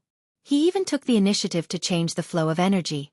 The impact force on the material plane became stronger, but it also eliminated the damage to the mental plane, maintaining the stability of the domain of words of Krite. From this perspective, Baze was not actually at a disadvantage. The power of the two had always been cutting back and forth between the mental and material planes. The most difficult part of this method lay in realizing the transformation technique of mutual interference. Whether it was Fairchild or Baze, they both achieved this through the structure of the interference of body and soul. Their inhumanly strong physiques and firm willpower were precisely the foundation to realize this transformation. It would be very difficult for Luo Nan to realize a similar transformation mode in his lifetime. However, Luo Nan being able to pry into the marvels of this was an inconceivable matter in and of itself. No one had expressed their views on this deep mechanism in the encrypted channel. Cat Eyes, who was beside him, could not even approach the battlefield with her mental senses. Otherwise, she would most likely suffer a backlash. As for Luo Nan, he was able to do all this easily because of his previous exchange with Fairchild. His thoughts were clear in the domain of the mutual interference of the mental and material planes. But on the other hand, he also vaguely sensed that his family's spiritual senses seemed to be somewhat different from others. He used formatting theory to cultivate his soul strength. In terms of the depth of his clairvoyance, Cat Eyes, Mr. White, and other ability users who specialized in perception and the study of the soul had a faint advantage over him. At the very least, his clairvoyance method had never been successfully tracked by anyone. Ever since he understood the mysteries of soul breathing, he was able to switch between the shallow and deep layers of the mental plane at any time, making it even more difficult for the observed to fathom. In this way, Luo Nan's special clairvoyance was able to penetrate and analyze a large amount of deep information from what ordinary people saw as ordinary phenomena. This information was then fed back to the configuration of his soul, converging into a unique experience. This experience became the most crucial element for the constant growth of his soul strength. Child once said that nothing was more important than observation. At the very least, this was the truth for enhancers. Luo Nan personally experienced the advantages of this most critical ability. Speaking of which, he had always treated this as a burden in the past. Fairchild blasted Baze away and strode out the door. The mercury-like glow on his body was the special characteristic of his body and soul interfering structure and operating energy. There were many special structural details that would only truly manifest in battle, and Luo Nan was fascinated by them. Because of this, Luo Nan's reaction was especially sharp when this structure was attacked. Fairchild had only walked 3 to 5 steps when he suddenly felt an omen of alarm. He shouted, "Careful!" This warning was not aimed at Fairchild. Fairchild knew very well where Fairchild's weaknesses were. Fairchild hoped to endlessly accumulate an advantage on the mental plane to destroy the structural transformation of Fairchild's shield of truth. However, Fairchild did not give Fairchild the chance. The area he controlled was as stable as a boulder. On the mental plane, only a little bit emerged from the water's surface. No matter how turbid waves surged, it remained majestically motionless. However, the words of Krite seemed to possess a technique that could extract power from the pain of the surrounding living beings. It could rapidly transform. When the words of Krite was fully activated, every living being in the surroundings could be considered its fulcrum. Luo Nan's warning was half a beat too late. The words of Krite hissed loudly just as Fairchild's voice fell. The distorted darkness in the room did not ease because of Fairchild's departure. Instead, it grew heavier. On the mental plane, the words of Krite rapidly spread and permeated, covering a large area. Cat Eyes let out a muffled groan. She released her mental senses out of habit. It was as if she had been bitten by a venomous snake. Her 5 senses and 6 senses all received an attack. The instant of pain was like pressing her head into a pool of venom. The pain made her body go limp. He Yuan directly assigned personnel in the encrypted channel. White salt. Got it. I'll be right there. Bai Xinyan responded. Then she went silent. That person's strength should be above average, but Fairchild could not count on her for the time being. Fortunately, the chains deep within Cat Eyes' body and soul rang out at this time. The attack was greatly neutralized, and the pain lessened. Cat Eyes could not help grinding her teeth again. She shot Luo Nan an ice-cold glance. In the end, she extended her hand and pulled Luo Nan away. This way. No matter what, they did not dare to go to the main entrance. Fortunately, the 2 firing points from before had pierced through the soundproof wall, giving them room to choose. Luo Nan still wanted to watch the fight between Fairchild and Baze, but he knew that risking his life to do something like this was truly insensible. He glanced outside the door, but Fairchild's figure was already nowhere to be seen. The problem was, Luo Nan saw Xue Weiluan. Xue Weiluan had rushed to the main entrance. He grabbed the legs of a few unconscious special police officers and dragged them inside. Uncle Xue, you guys go first. Xue Weiluan could not abandon his subordinates and escape by himself no matter what. However, 7 special police officers had just been knocked out by Fairchild. Even though Xue Weiluan had a body of godly strength with the aid of the exoskeleton armor, there was always a limit to what he could carry. It was impossible for him to pile up 7 living people and drag them all in one go. More importantly, Xue Weiluan did not understand the mysteries of this fight. The influence of the words of Krite was constantly probing down from the mental plane. Cat Eyes had already suffered a loss, and it would soon affect ordinary people. Xue Weiluan's willpower was extremely strong among ordinary people, but there was still a large gap between him and an ability user. When the time came, he would suffer the same fate as his subordinates, perhaps even more miserable. Cat Eyes hissed and pressed down on her sore scalp. She was helpless against this situation. If this Officer Xue had not used Zhang Yingying's channel to communicate with his son, she would have turned around and left without any pressure. However, after that experience, it would be unjustifiable for him to pretend that he didn't know anything. There are a total of 7 people. They need to run at least 2 rounds. Cat Eyes quickly came to a conclusion. She ordered Luo Nan, you climb over first. Connect with White Salt. She turned around to help as she spoke, but Luo Nan pulled her back. Wait. Luo Nan's body suffused with a weak light the moment he spoke. For the fastest and most accurate novel reading, please visit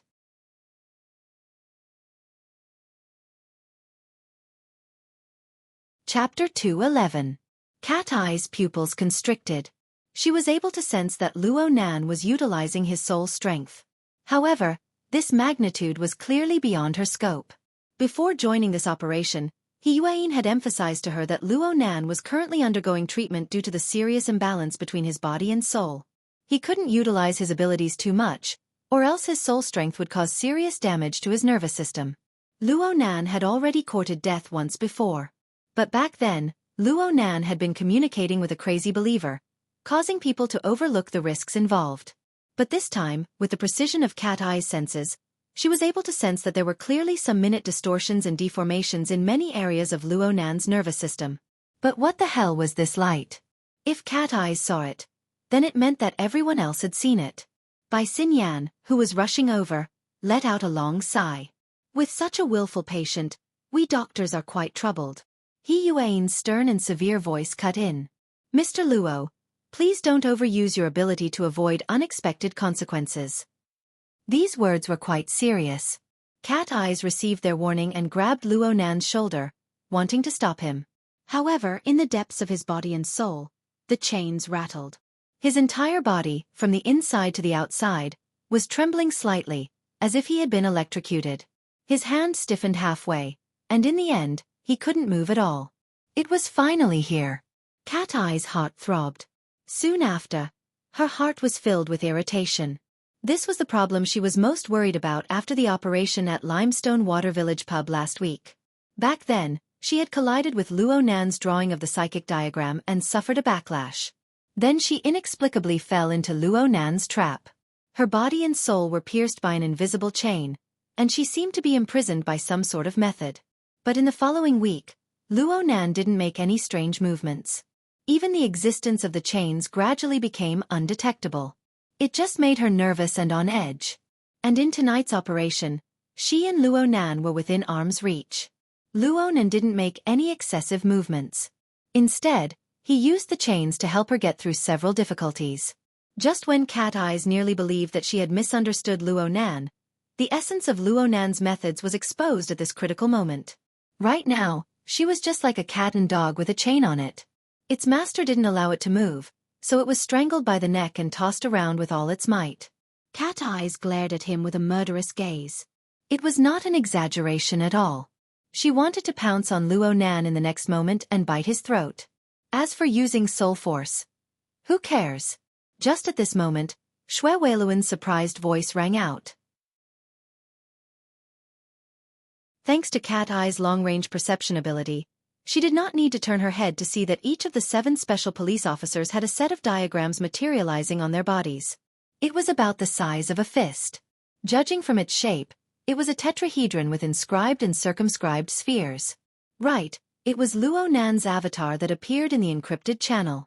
Cat Eyes was slightly startled. The raging flames in her heart paused for a moment. With just one look, one could tell that this phenomenon was caused by the interference of the spiritual plane with the material plane.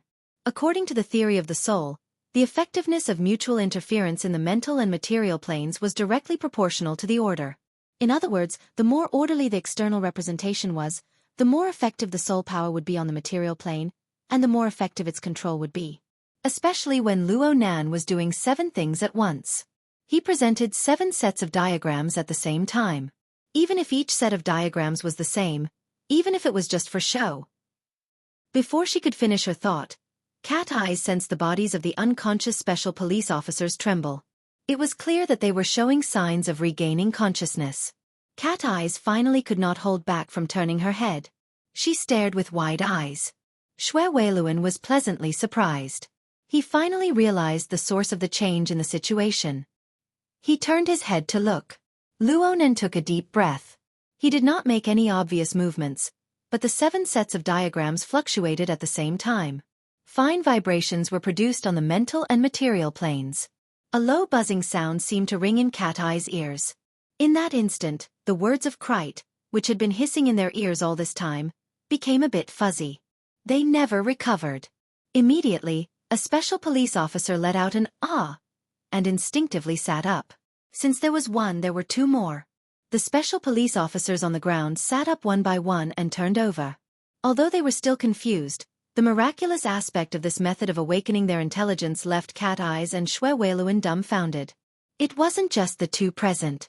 Zhang Yingying sent a single "ah" in the encrypted channel. She felt that it was impossible to describe her current mood. She simply tossed out a string of dumbfounded emojis and frantically spammed the screen. Ah!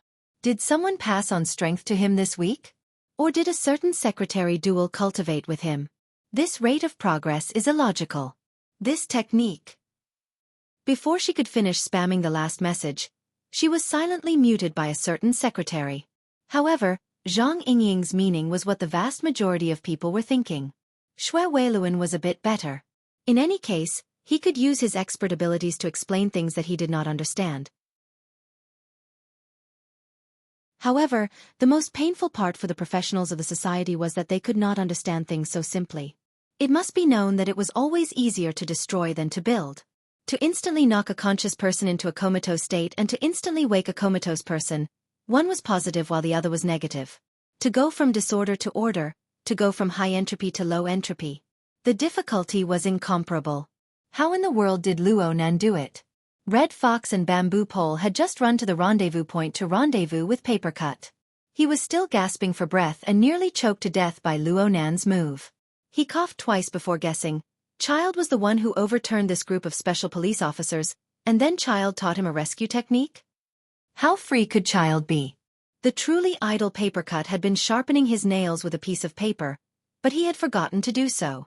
At this very moment, it was hard for others to see any reason other than the set of diagrams that had seeped into the chest armor of the 7 special police officers. Look at that person's head. It's exactly the same as these 7 diagrams. Oh right, he just said something about his grandfather's formatting theory. Does it have anything to do with this? What kind of theory is that? Formatting theory? It was a fantastic idea that had been eliminated by reality a long time ago. It had been a long time since she had heard of it. Bai Xinyan strolled through the empty amusement park. The encrypted channel history loaded into her wristband was being searched through her retina. Papercut's formatting theory just so happened to be the keyword she was searching for. She shrugged her shoulders and laughed involuntarily. Also, the 7 diagrams had attracted the attention of practically everyone. Bai Xinyan was no exception. However, the angle of her attention was a bit different from the others. The tetrahedron, inscribed sphere, and circumscribed sphere. It could be considered a very classic example in geometry classes. Its current performance was even more astonishing. However, Bai Xinyan had long since obtained the story of the tetrahedron from an internal report. That scene was much more exciting than its current situation. Soon, Bai Xinyan was able to connect the information she had just obtained with the information she previously knew. Luo Nan, the scout. Oh, he seems to be a psychic. Before they self-destruct, the Luo family found new value in the theory that had been eliminated? Bai Xinyan blinked her eyes, cutting off the information that was constantly refreshing on her retina.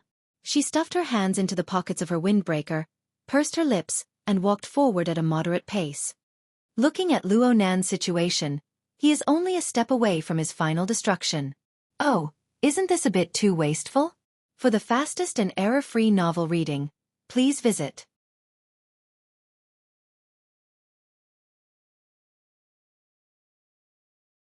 Chapter 212. It's a doctor's professional ethics and morality. Bai Xinyan's lips curled into a mocking smile. She refused to let her train of thought continue. She had gained a lot today. What she needed to do now was to play a good role. The next moment, her attention was placed in the direction that a doctor should pay attention to. She watched the video from Cat Eye's shared perspective a few more times. Cat Eyes had been staring at Luo Nan for some time now. She could see that Luo Nan's cheeks, forehead, and other areas with dense nerves had a slight twitching sensation. His pupils had dilated and contracted. She could not see anything below his neck, but it was more or less the same. This was a sign that the nervous system had been strongly stimulated. At the same time, that very eye-catching layer of faint light blossomed from inside to outside. The corresponding power filled and supported these densely packed nerves, minimizing the destructive power brought by the strong stimulation of soul power to the greatest extent. Come to think of it, this was the fundamental reason why Luo Nan was able to use his soul strength without any misgivings. It was also a barrier that temporarily obstructed his path of destruction. Where was his luck? Bai Xinyan made a judgment with the eyes of a doctor. She immediately said in the encrypted channel, "Student Luo Nan's condition is pretty good right now. Is it thanks to Fairchild's punch?" "Yeah, that punch just now. Luo Nan didn't want the others to make wild guesses like they were watching a show. He borrowed Bai Xinyan's words to give a clear response.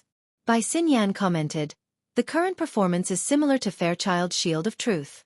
It should be his blessing. When I was in Luoyang City, I once saw the higher-ups of the Order of Justice leading a team to establish a settlement in the wilderness. Within a radius of 100 meters, all the members of the Order of Justice would receive the blessing of the Shield of Truth. Even if they were attacked by mutants, as long as they were C rank or below, most of them would be able to survive the first attack. It is extremely effective." Right, the Holy Knight Halo effect of the Order increases defense. Zhang Yingying was not silenced for long. She quickly spoke as a veteran gamer. "But this way, the effect is only temporary." "Yeah, it's temporary." Luo Nan gave a simple response, even though the truth wasn't that simple. He Yueyin felt a headache coming on from the lack of urgency in their conversation. She directly asked Bai Xinyan, "White Salt, report your position." "There's still 40 meters left." I can already see people." Student Luo Nan's face seems to be glowing right now. "It sells very well." Bai Xinyan stopped. Her gaze passed through the soundproof wall and entered the room that was on the verge of collapse. The light over there was dim, forming a large luminous difference compared to where she was, but it didn't affect her at all. She raised her hand and waved, greeting the people in the private room. He Yueyin once again issued an order. "Everyone in the private room, after rendezvous with White Salt, retreat according to the designated route." A clear evacuation route immediately appeared in the encrypted channel. At the same time, the route map was also displayed in Officer Shue's command data link. The latter was stunned for a moment, but he still sent the map to his subordinates and asked them to act according to the plan. "Quick, quick, quick." Bamboo Pole was the one urging him on. He continued to dutifully refresh information. The sniper cannons at Yulon Hotel are about to finish calibrating. Their firing range covers all of Frost River reality. At that time, someone might be out of his mind and ignore Child. If the muzzle tilts up, we'll have to use a mop to collect your corpses. "Get lost. I'm talking to you." Cat Eyes was in a terrible mood. She forcefully resisted the evil thought of tearing Luo Nan's throat to shreds. She fiercely pushed Luo Nan, indicating for him to retreat first. Luo Nan could more or less sense Cat Eye's mood. He didn't say much. He leaped over the broken soundproof wall in a few steps and arrived outside. He turned his head and looked inside. The special police under Xue Weiluan were well trained. They quickly discarded their meaningless confusion and followed the plan to cover the evacuation in an orderly manner. Their tactical movements were still standard, although they might not be effective. This is professional ethics. Bai Xinyan expressed her understanding of the special police's actions. Luo Nan's gaze flitted across the face of this carefree and casual beauty. He lowered his eyes and whispered, "Ms. Bai. Hello. Nice to meet you. I have some understanding of you, student Luo Nan." Bai Xinyan winked at him. She looked very cordial and easy to get along with. However, Luo Nan did not forget the 2-hour assignment at the Frost River waterway that she had arranged earlier. Not to mention the burner simulator that was closely related to it. Luo Nan was a bit wary of this beautiful lady. It was because of these thoughts that Luo Nan's gaze turned back and cut across the special police officers. The visualized diagram projected on the chest area of these people's exoskeleton armors had yet to dissipate. It must be said that Luo Nan's move was a bit too high profile. If this scene were to spread out, Yan Yongbo would have a rather unfavorable association with Luo Nan. Luo Nan also considered whether or not he should take back these diagrams. But at this time, a deafening rumble could be heard. The battle between Fairchild and Bays had entered an extremely intense state. The high-end immersion experience area of Frost River reality was rapidly turning into ruins.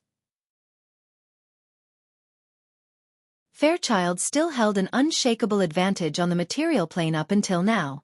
However, the range of effect of the words of Krite continued to expand. The special ability of the words of Krite to find fulcrums everywhere was too deceptive. Even Cat Eyes had fallen for it. Luo Nan thought for a bit. In the end, he did not take back his blessing.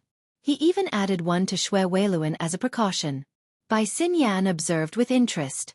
Then she asked, "This move of yours is a bit like our family's old Bai's awakening phonetic interest.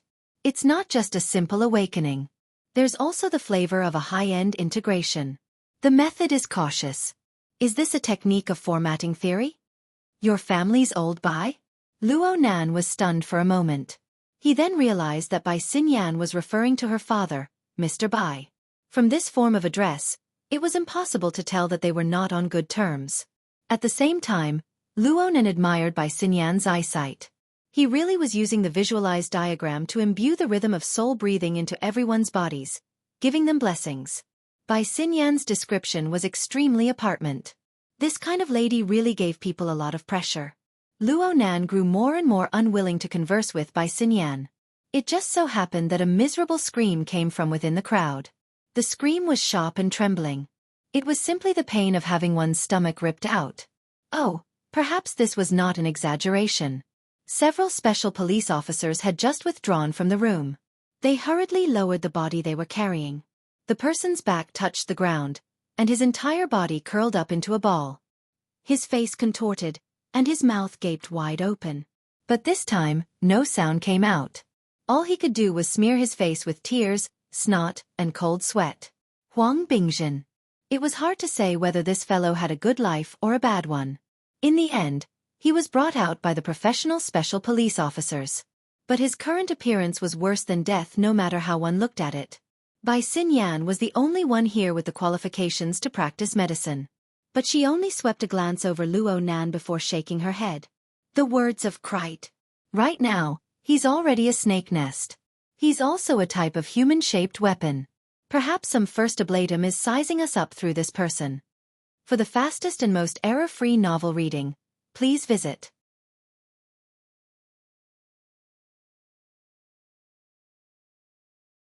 Chapter 213. The unbroken night rain seemed to have no intention of stopping. Instead, it seemed to be intensifying. Standing at the edge of the top floors of the tall buildings, one could see the fine curtains of rain and smoke, as well as the hazy lights of the city. They covered every visible area except for the top floors themselves. The top floors of the 3 buildings that supported Frost River Reality were still wet, but there was no rain falling from above. There was an invisible barrier that separated the top floors of the 3 tall buildings from the autumn rainy night of Xia City. This scene only lasted for about 20 minutes. At this time, there were more than 10 people bustling about on each floor. Some were moving equipment, and some were drawing diagrams on the ground. They shuttled back and forth, and it was full of the feeling of haste. And Wang did not care what the people behind him were doing. He just stood quietly at the edge of the tall building. His skinny and short body was wrapped in a ceremonial robe that did not fit his body. He stood at the top of a tall building that was nearly 1,000 meters tall. He let the wind blow and he looked as if he could be blown off at any time. In reality, he stood very steadily. The shadow of his hood covered his face, but a faint light still seeped through his turbid pupils. The light reflected off the triangular flat roof of the building below, and the red and blue lights of police cars dotted all 4 sides. It was a dazzling sight. Under the chaotic lights, the tide of people endlessly surged out from many emergency passageways and spread out in all directions. They followed the foolish swarming effect and gathered at the outer perimeter. They were like a colony of ants separated by water. They swarmed endlessly. On every floor of the 3 tall buildings, there were large numbers of people sticking to the glass walls of the buildings. They were using all sorts of recording devices and were in spectator mode. They magnified the emotions of panic, fear, and excitement. They turned into turbid clouds that were hard to see and blended into the autumn rainy night. And Wang's drooping eyelids nearly covered both of his eyes, but in reality, he was watching the roiling miasma with great interest. He savored the various subtleties within. Let alone a few minutes, he would not get tired even if he watched for an entire night. What's more, there was an even more interesting scene within the turbid clouds and miasma. Perhaps some first ablatum is sizing us up through this person. The conversation within Frost River Reality was clearly transmitted back to him. And Wang laughed involuntarily. It was just as the other side said. He borrowed the snake nest and used his mental clairvoyance to sweep over the faces of everyone around him. One was the woman in the trench coat who had pointed out the snake nest, and the other was the young man who had been blessed by Child's escape of truth. They're all extraordinary people. His mouth moved slightly as he evaluated. The lady in the trench coat had good eyesight and knowledge, and the depth of her abilities was hard to fathom. The psychic waves projected by the snake nest were actually unfathomable. She was at least a B-rank combatant. As for that young man, before he could finish his thought, the scene displayed by the snake nest's psychic wave scan suddenly became blurry and distorted. Then it completely collapsed. It was obvious that the snake nest he had just built had been destroyed. And Wang was slightly startled. Following which, his shriveled lips slightly parted, revealing a gap that was like a black hole. It could be considered a smile. Interfering with the operation of the words of Krite, not yielding an inch. Your soul power is impressive, and your spirit is full of vigor. Very good, very good. Just as Wang was looking at the scenery and judging the people, there was a black-robed man standing on the landing pad in the middle of the two roofs that were a few hundred meters away from the building he was on. These two were also wearing the attire of first oblatums, but they did not dare to leave their positions to view the scenery like Wang. Instead, they were very solemnly arranging the people around them. Whether it was drawing on the spot or transporting equipment, they were all carefully arranged and compared. They could not afford to make the slightest mistake. However, as the arrangements gradually became more and more appropriate, the two first oblatums found it increasingly difficult to calm down. As experienced first oblatums of the order, they were both well versed in the relevant knowledge and knew Child inside out. Of course, they could determine the odds of success in the upcoming conflict. The two of them communicated through the air for a moment. Finally, they could not help but ask Wang for instructions in unison. They walked on the mental plane that his subordinates could not perceive. The one in charge of communication was first oblatum Zhang Xiao, whose position was just below Wang's. Wang, setting up the formation this way is fast, but it's ultimately a stopgap measure. It's too hasty, and it's hard to see full effect. According to our current estimates, the chances of us three first oblatums killing Child, even with the coordination of the formation diagram, do not exceed 30%. This is too risky. Should we reconsider? Wang did not immediately respond. He extended his two hands. His muscles and bones were exposed, and they were speckled with spots. They were filled with the smell of age and decay. They were even trembling slightly. His thumb and index finger, which could no longer be extended, separated and pressed against each other. They formed a triangle, attempting to encompass all of Frost River reality. Why kill Child? Ha! Why kill Child? Wang asked again, haven't you had any doubts from the start of the operation until now? Or could it be that Child has ruined so many of your plans in Xia City over the years that you view him as an enemy? Is it only right and proper for you to take any action against him? The two first oblatums were somewhat dumbfounded. You were the one who proposed to kill Child, right? Now you're blaming us for not questioning, not speaking, and for seeking personal gain? Fortunately, Zhang Xiao had worked together with Wang for many years. He knew Wang's temperament, so he went along with Wang's tone and said, Wang, we actually have our concerns. After all, Child is an important figure on that side. He is the backbone of the most promising extraordinary. If things go wrong, the secular side and the truth side will completely shed all pretense of cordiality. This is something we do not wish to see. The two ends of the scale should maintain their distance. They should not interfere with each other and point fingers at each other. Wang adjusted the angle of his finger bit by bit, but he directly determined Child's nature. Therefore, Child is not of the truth side. He is just an extremist, a paranoid, and an executioner. There should not be a place for him in the order. Zhang Zhao's heartstrings trembled. So you want to eliminate him? This way, according to Wang, dealing with Child was not just a request from their side. Instead, it had to be done in a more complex and callous context. But if this is the case, we should have a better opportunity. We should have a more leisurely plan. Wang responded calmly. In terms of probability, any plan against a powerful person like Child has no more than a 50% chance of success. Other than meticulous planning, there is more of luck involved. Today's luck is good. The terrain, information, energy, and even an excuse are all in place. Why not give it a try? Give it a try? Zhang Xiao smiled bitterly. I'm afraid we can't bear the consequences if we don't succeed. If they did not kill the tiger, there would be endless trouble in the future. If they really angered Child, it would lead to crazy revenge. The secular first oblatums would probably have to sleep with their eyes open. Just the thought of it made them go crazy. What consequences can there be? And Wang coughed twice and turned around. He slowly walked toward the area where the array had been set up. The gate of truth is about to open. Even if that paranoid person is alive, can he be distracted? Stuck. Only one chapter today. Sorry. For the fastest and error-free novel reading, please visit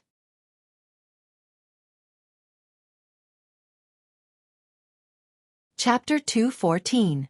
Zhang Xiao was speechless for a moment. Only when Wang was in position and the array diagrams on the 3 floors began to adjust and operate did Zhang Xiao come to his senses. Are you joking, Wang? Currently, there was news circulating within the order that the Gate of Truth was about to open. It was said that one could see the true form of the holy relic, the scales of truth, through this mystical gate. They could unlock the highest authority and obtain supreme wisdom. As the first oblatum in charge of local missionary matters, Zhang Xiao knew very well that this was the product of some priests using the recent earthquake in Xia City as a guide to spread their religion. They borrowed a few words from the scriptures of the church and used them as inspiration. They fabricated this rumor, claiming that the location of the Gate of Truth was near Xia City. The earthquakes that had occurred for many days were the result of the holy relic constantly approaching the material world, causing interference. Every year, the priests of the secular side of the Order of Justice would come up with similar rumors to attract believers and expand the influence of the order. Zhang Xiao had long since grown accustomed to this sight. It just so happened that the Order of Justice had seized the lead in analyzing and utilizing the human-faced arachnid. They had made considerable progress in their research and were about to launch a new product of faith. Zhang Xiao wanted to ride on the momentum and did not place any restrictions on these rumors. How could Wang believe such a groundless rumor? How could he tie up Fairchild's hands and feet? The old man's brain is muddled. Another first oblatum, Qingli, sent a message through a private channel. Zhang Xiao did not go along with this. Although Qingli's words were rude, he was Wang's grandnephew. He usually put on an honest and upright face and relied on insulting his own elders to get along with others. God knows what his own family members were saying behind his back. Plus, Zhang Xiao did not believe that there was a problem with Wang's brain at all. Wang was a secret-bound first oblatum, but he was older than 99% of the heart-seer first oblatums. It was just that he was too old when he received the revelation of the holy relic. His fleshly body could not bear it, limiting his accomplishments. Even so, the various priests, first seats, and even the Lord Archoblatum had to address him as Wang. Over time, they even forgot his real name. Wang had never disgraced this respectful title. Perhaps this old man, who was over 100 years old, had an unbearably decrepit body, but his understanding of the situation and his thoughts were clear and deep. He far surpassed these clear-sworn first oblatums. At the very least, Zhang Xiao was ashamed of his inferiority. He could not help but think further. Was there some deeper meaning in Wang's words? Zhang Xiao recalled the relevant records. According to the Holy Bible of the Church, the opening of the Gate of Truth was the beginning of the change of the world. Last time, it was the aberrations that swept across the globe, completely changing the Earth's ecology and breaking the shackles of humanity's potential, bringing a revelation to the human world. The next opening of the Gate of Truth would undoubtedly change the direction of the human world once again. As for whether it would be prosperity or destruction, the canon did not specify. No matter what direction it took, how earth-shattering was this? If the news was true, then the upper echelons of the order would have exploded a long time ago. The first seat of the Sacred Hall of Justice, the various illuminating first oblatums, the high oblatums, and even the elusive Lord Archoblatum would have pushed aside all obstructions and gathered in Xia City. A storm had already surged in this place. How could the current situation be the same? Oh wait. If it was the Gate of Truth, if Xia City was truly in turmoil, what benefits would the Order of Justice gain? As the saying goes, pull one hair and the whole body moves. If such a huge scene were to occur, would they just wait for the government, the military, the ability user society, or other financial powers to share the fruits of their labor? Zhang Xiao suddenly shivered as his thoughts reached this point. Although he was wearing a thick black robe, his entire body still trembled unconsciously. This was not fear, but the sudden excitement and pressure. Wang, are you saying that the Gate of Truth really exists? Is this true or false? Qingli forgot to push Zhang Xiao in front of him to block the arrow. He could not help but interject, "Why isn't there any news from the upper echelons? Even if there was news, it wouldn't be for people of your level to know." Zhang Xiao had always suspected that and Wang knew that his greatest strength was his self-awareness. That was why he transferred him over to form a team with Qingli, a young first ablatum whose ambitions exceeded his abilities. However, even though Qingli had 1,000 faults, his brain was not stupid. He immediately fired off a barrage of questions. "And Wang, did the Lord Archiblatum have a sacred decree? If the gate of truth is truly about to open, do we have a grasp on the time and place? Could today's matter be just a reason?" Yes, could it be just a reason? Zhang Xiao was a bit uncertain for a time. If it really was what they meant by repairing the plank road in the open but crossing the Tsang road in the dark, they could borrow the conflict and internal strife between them and Fairchild to allow the secular side and the truth side of the order to converge in Xia City in large numbers, forming an absolute advantage. Then what were their current arrangements? Sometimes, and Qingli was truly the best partner, especially when his brain was burning. He seized the opportunity to voice out Zheng Zhao's doubts. "If it really is like this, then we've all become the stage set?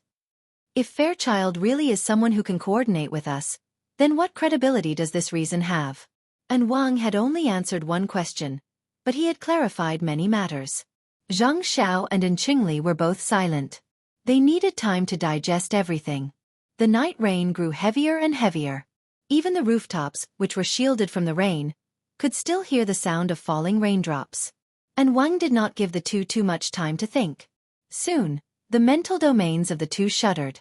Black light and white threads interweaved, and a classical hanging scale appeared in the depths of the void where it was difficult for the eyes of ordinary people to see. It announced its existence to the two. The black and white plates were placed on each side, and each had 3 chains of the same color hanging from them. The central frame was a strict contrast, and the base below was heavy and heavy.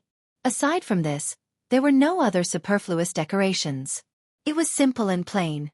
This was the projection of the scales of truth. It was the paramount sacred object of the order. No matter when, where, or what form it appeared, one needed to display a respectful attitude. The two first ablatums bowed at the same time and silently chanted the scriptures, temporarily washing away the distracting thoughts in their minds. At this moment, the scales of truth were not in a balanced state. The white plate was like a heavy weight. It sank to the bottom, causing the black plate on the other side to rise high. It gave people the feeling that it would topple over in the next moment. This unbalanced state was often the starting symbol of a powerful incantation of the order. Every method after that was to bring the unbalanced state back to a balanced state. They would obtain inconceivable and mysterious power in the process. However, the state of the scales of truth this time was somewhat strange. The white plate that sank was completely empty. At the very least, no heavy object could be seen. On the contrary, there was a small snake the thickness of a chopstick on the other side of the black plate. Its body was coiled around the plate, and its mouth was biting the snake's tail. Turbid clouds roiled around its body. This little snake biting its own tail was the materialization of the words of Krite. It symbolized the negative power of pain that they controlled within Frost River reality. It was also the only counterweight that needed to be constantly adjusted in the later stages of the game to achieve balance. However, from the looks of the unbalanced state, its weight seemed to be rather insufficient. It seems that the operation of the words of Krite is not smooth. Actually, Zheng Xiao wanted to ask which sacrifice was placed on the truth side, the white plate. And Qingli said, "The absorption of the Krite is constantly being disrupted. Could it be that the ability users inside are up to no good?" And Wang declined to comment. Let's take a look. For the fastest and most error-free novel reading, please visit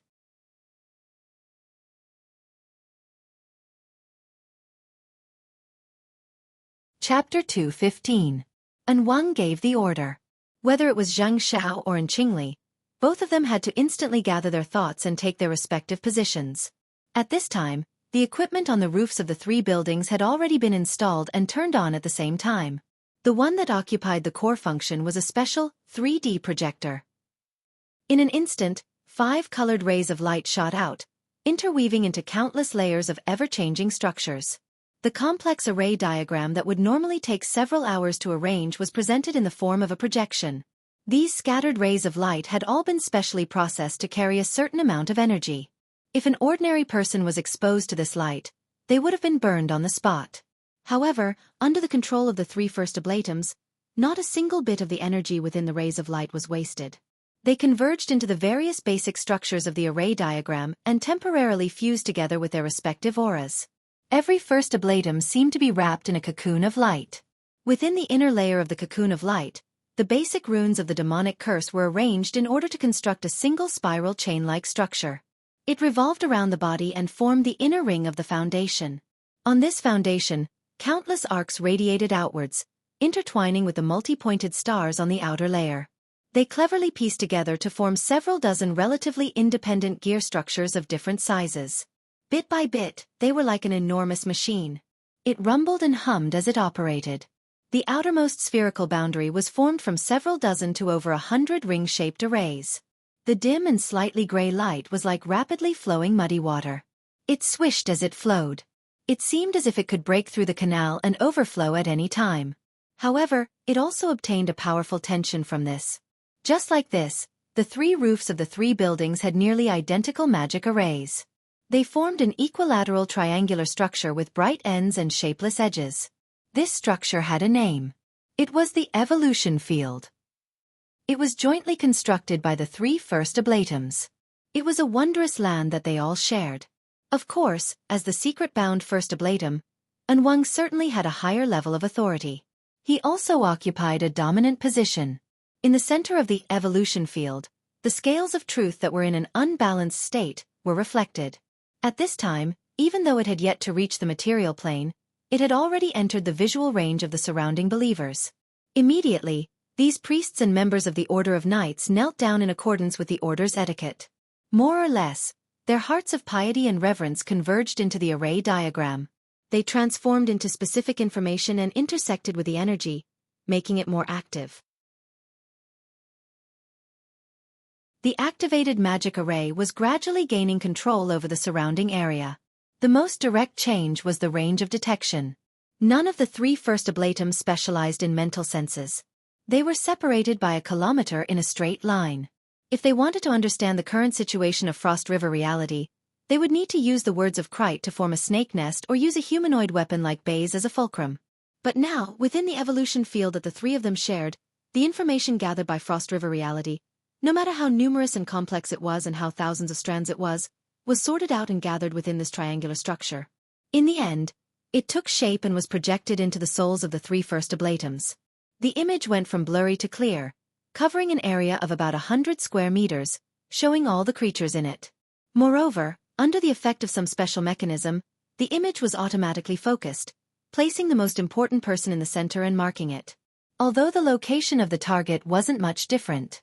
It was a child who appeared to be only 15 or 16 years old. He was dressed casually and looked like a student who came to Frost River reality to play on the weekends. Among the people who were traveling with him, any one of them was a member of society who was a lot older than him. But at this time, the group of people who were cautiously walking around unconsciously surrounded the young man in the center. 8 tall and sturdy special police officers wearing exoskeleton armors held guns and shields. They naturally formed a defensive formation. They looked like they were escorting a high-ranking official. Is that him? Zhang Xiao and Qingli were a bit surprised. Anwang still did not speak. The information gathering and analysis of the evolution field did not stop here. Many special symbols and markings from within the order were sprinkled down. Everyone had a share. The parts that needed special attention were clearly marked in an eye-catching manner. The three first ablatums saw that those parts were astonishingly similar. They were exactly the same. They all appeared on everyone's chest. They all had the same form of existence and the same composition. Tetrahedron, inscribed sphere, circumscribed sphere. This is the archetype format. As a qualified clear-sworn first ablatum, Qingli had an understanding of the extraordinary theories of the various powers. Naturally, he would not forget the archetype format theory that was currently the hottest topic in the world. Zhang Xiao hesitated for a moment but still made a correction. The archetype format is the standard method of strengthening the fleshly body. The current situation should be the product of the mental interfering with the material plane. Qingli choked and wanted to say more. But at this time, Anwang finally clearly transmitted his thoughts. The words of Kreit's operation is obstructed. This young man is the direct cause. He is not old, but he already possesses considerable soul power. Moreover, the operation method is cautious. He naturally belongs to the side of order. Not too long ago, he received the blessing of Fairchild's Shield of Truth. Fairchild. Shield of Truth. Zhang Xiao and An Qingli were fiercely shocked. What relationship does he have with Fairchild? Who cares what relationship he has? And Wang's thoughts were still indifferent. Right now, we only need to know that Fairchild has blessed this young man. This young man's blessing is even more generous. Wherever he goes, the power of chaos and disorder will be restricted. Do you have any information on this young man?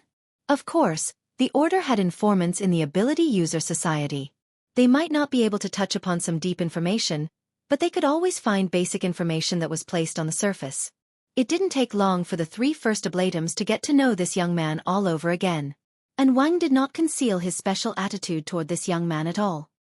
Luo Nan is a young man who has just joined the Order. A young man with boundless prospects. A young man without too much background. This is the power of talent. If we had met him a few years ago, we could have brought him into the Order and carefully trained him. Perhaps he could have contended for a holy disciple seed. Zhang Zhao's heart stirred. And Qingli had contended for a holy disciple time and time again in the past. He was unsuccessful, so he sadly returned to Xia City and became the clear-sworn first Oblatum. He had always brooded over this. And Wang's words. Separated by several hundred meters of the night sky, he could not see An Qingli's expression. But then An Wang issued an order. Qingli. An Wang. The secular side is not the secular world. We set the rules for the secular world. Therefore, when we act, we need to find a reason. We also need to make our attitude clear. An Wang. Zhang Xiao could hear an ominous taste in his words. He could not help but want to warn An Wang. However, An Qingli had already been struck to the core by a few words from his granduncle. He was put on the stage. He responded practically without thinking, An Wang, please instruct me. We need to make it clear to the world that the Order is different from the Scattered Ability User Society. We are also different from those politicians who believe in trickery. We have our principles. We absolutely will not compromise. Those who rashly interfere with the Order's internal affairs must pay the price. Right now, you are the judge. Make your verdict. For the fastest and most error-free novel reading, please visit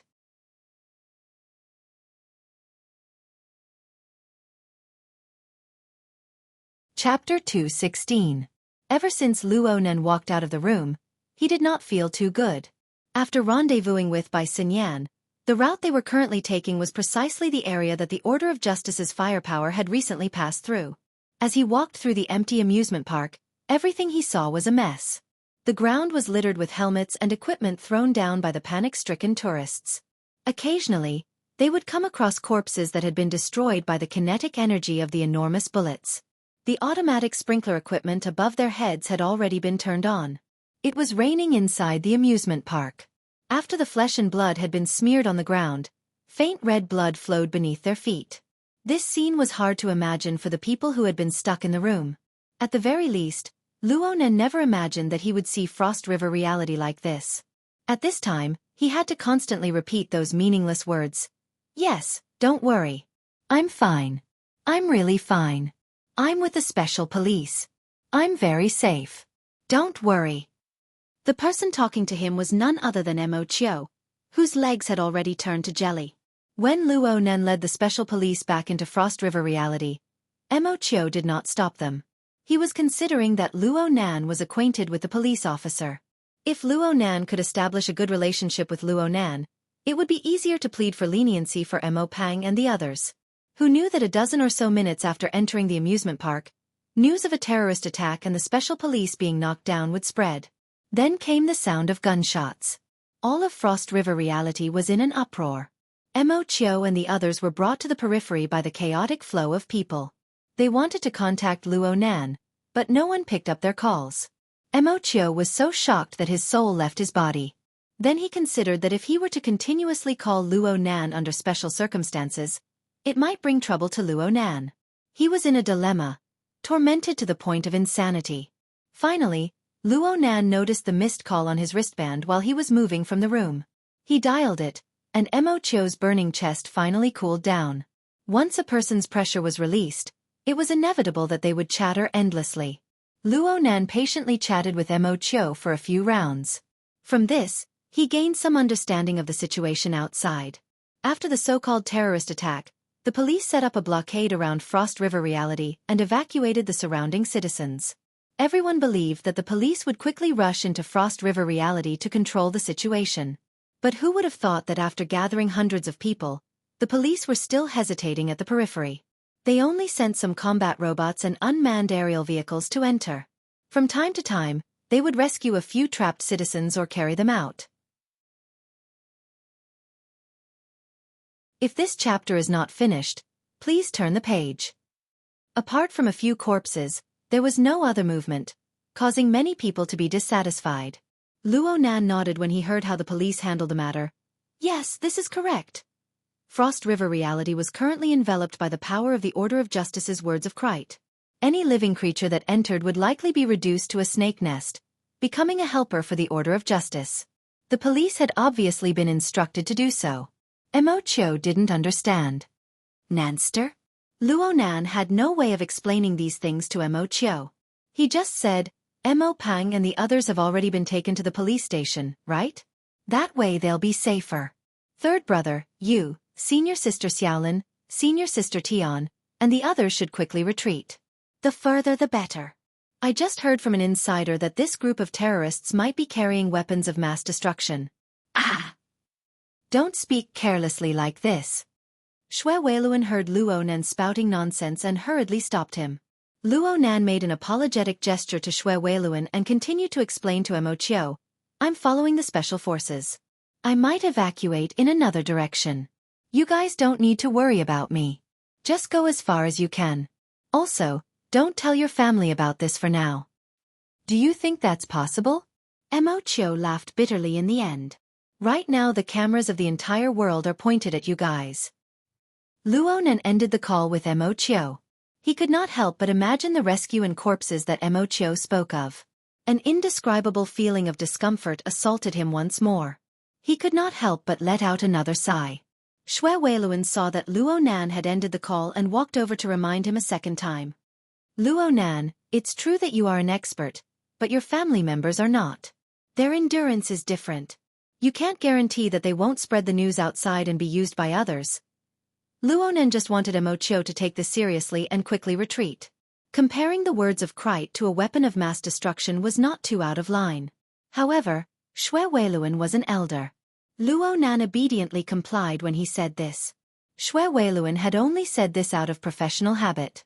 Actually, he had seen Luo Nan display the miraculous protective diagram technique and associated it with this young man's identity as an expert.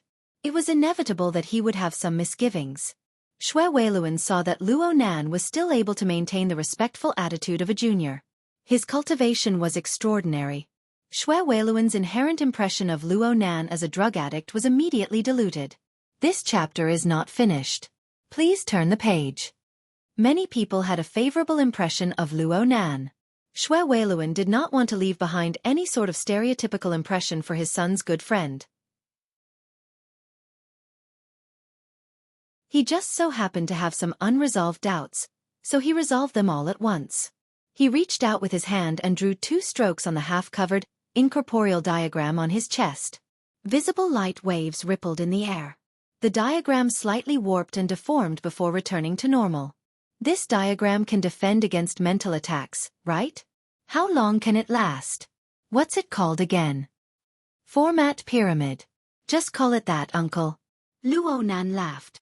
It's a bit of an exaggeration to say that it can defend against mental attacks. It can only be said that it can avoid interference on the mental plane. If we encounter a direct attack, there will be a buffer to allow us time to react. Luo Nan looked at the chests of the group of people around him as he spoke. They were all supported by his format pyramid. Luo Nan felt a bit more at ease in his heart. His voice became a lot clearer. As for how long it can last, as long as I stand here, there won't be any problems. Student Luo Nan, are you sure that you are fine? Someone spoke before Luo Nan's words fell to the ground. The emphasis fell on the second U, implying something. The speaker was none other than Bai Xinyan. This medical doctor had been looking at her wristband with her head lowered the entire time ever since the group of people had followed their retreat route. It seemed that she was looking up information. She turned a blind eye to everything around her. Now that she had opened her mouth with great difficulty, it seemed like she was undermining Luo Nan. Miss Bai. Luo Nan suddenly became speechless halfway through his words. This was because Bai Xinyan had moved a bit closer at this time. She extended her arm, half pressing and half hugging him. She wrapped her arm around his shoulder and walked forward just like that. Her posture was ambiguous, drawing the sidelong glances of many people to the side. Luo Nan clearly knew that Bai Xinyan didn't mean it that way. But when Bai Xinyan's arm wrapped around him, their bodies pressed together, and he felt the indescribable softness on his shoulder, his body unconsciously stiffened. Light touch is qualified. Ha! And then Bai Xinyan not only wrapped her arm around his shoulder, she even used her other hand to lightly pull his neck. She looked at the back of his ear and the side of his neck. The warmth of her fingertips seeped into Luo Nan's skin, and the throbbing of Luo Nan's blood vessels and nerves were fed back to her by her fingertips. There's only one update today. The next update is tomorrow morning at around 8 o'clock. Last month, I lost my moral standing. I suffered the wrath of heaven during the holidays. I'm working overtime and I'm stuck. Fat woman has a problem at work. It's a complete mess. I don't dare to say anything. I need to find my rhythm first.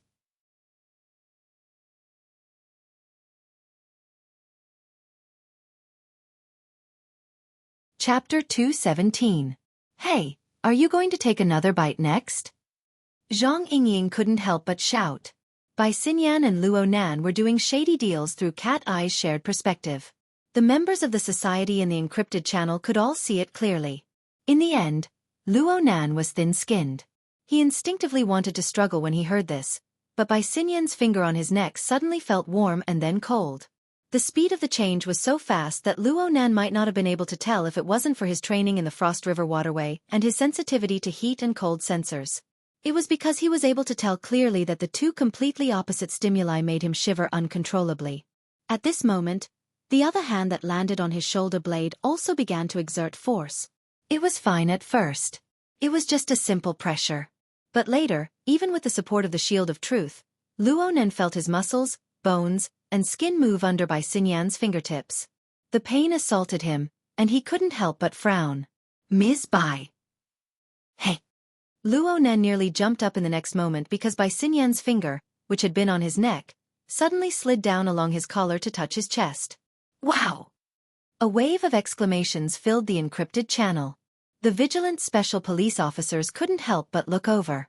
Even though Bai Xinyan was a great beauty who could make one's heart beat faster, Luo Nan couldn't stand this routine. His right shoulder was pressed down, and his arm was powerless. He could only raise his left hand and firmly press down on Bai Xinyan's slender hand that had slid down to his chest through his clothes. But when he raised his arm and bent his elbow, the tip of his elbow collided with Bai Xinyan's body behind him. It seemed to have collided in the wrong place. Luo Nan's body froze again. And at this time, Bai Xinyan's laughing voice rang in his ear. Pressure, pain, and temperature are all fine. Nothing abnormal can be seen in your body. Your movements were automatic, and your sense of balance was very accurate. Not bad. As she spoke, Bai Xinyan pulled away from him as if nothing had happened. It was as if nothing had happened. Only now did Luo Nan realize that Bai Xinyan was doing a functional test on him. But what did she mean by doing this all of a sudden? I just looked up some information. Targets that receive the support of the Shield of Truth will have a substantial increase in defensive power. But if they endure it for a long time, they will often have problems afterward. This chapter is not complete. Please continue. Dislocation of muscles and bones, nerve damage, and other symptoms. Research believes that the power of the Shield of Truth, while supporting the structure of the human body, also creates distortions. Or perhaps, it numbs the senses of the person receiving the blessing, making it impossible for them to accurately grasp the limits of the body. But from what I can see so far, student Luo Nan, you haven't shown any of these symptoms. Is Child's iron fist of love more exquisite? The encrypted channel was filled with oh sounds of sudden realization, but how many of them could really listen to this explanation? Luo Nan recovered from his awkwardness, but he could not help but admire Bai Xinyan's judgment. It seemed to match the reality of the situation completely. The only thing she had overlooked was the effect Luo Nan himself had played in this blessing. Back when Fairchild punched Luo Nan, he injected the power of the mental and the material into Luo Nan's body, covering his entire body. This blessing was exquisite to the point of being inconceivable. It seemed to seep into every cell of Luo Nan's body. Under the infiltration of this heavy power, the millions and millions of basic units within Luo Nan's body were strengthened layer by layer. They were also slightly distorted and dislocated. It was the same as taking some of the powerful basic structures of the Shield of Truth and reflecting them into Luo Nan's body. This caused the endurance of Luo Nan's fleshly body to increase dramatically. Bai Xinyan's judgment up to this step was correct. It could be assumed that a normal target receiving the blessing would not be able to receive this preferential treatment on the cellular level. However, the reason why Fairchild's strength exertion was so exquisite and only strengthened on the basic level was to give Luo Nan room for further control. Any other person would be stupefied for a period of time when faced with the exquisite structure of the Shield of Truth.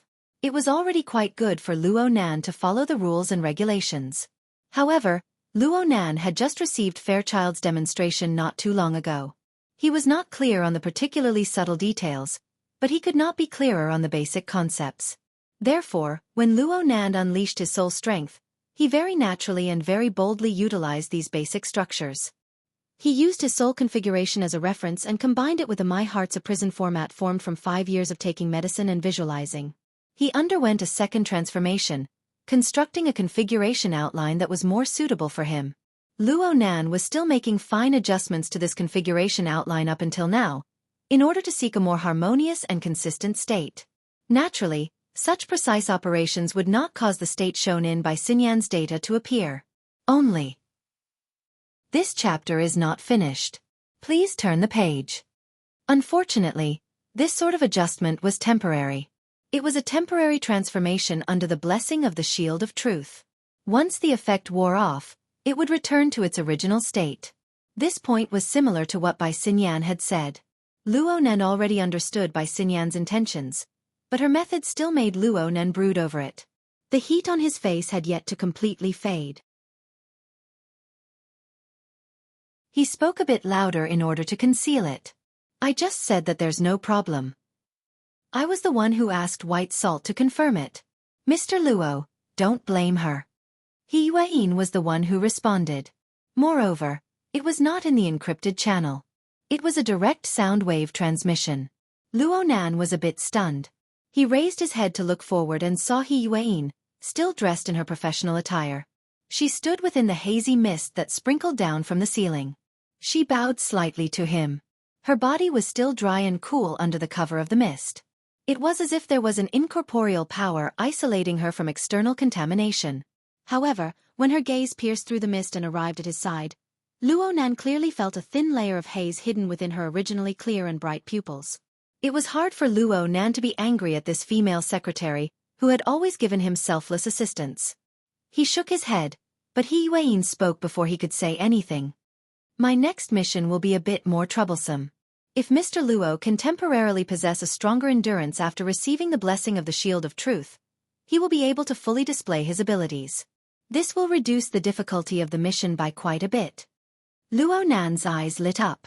He was just about to ask when Zhang Yingying was even more excited than him in the encrypted channel. Oh! Are you going to start scribbling? Wait a bit. I'll be right there. Hey, it looks like you didn't bring that black book. Do you want me to find a pen and paper, a flexible screen, or something? There's a supermarket right next to me. Leicester, go. See if there are any high-end brands. Take 2. Xue Lei, who was traveling with her, was certainly embarrassed. It was quite a while before he faintly replied, Are you really going to take them? Luo Nan was also baffled. Zhang Yingying had an even more excited appearance than him. What the hell was going on? However, He Yuan rejected Zhang Yingying's conjecture. No.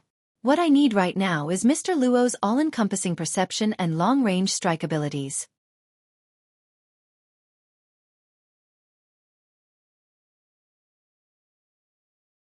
Chapter 218.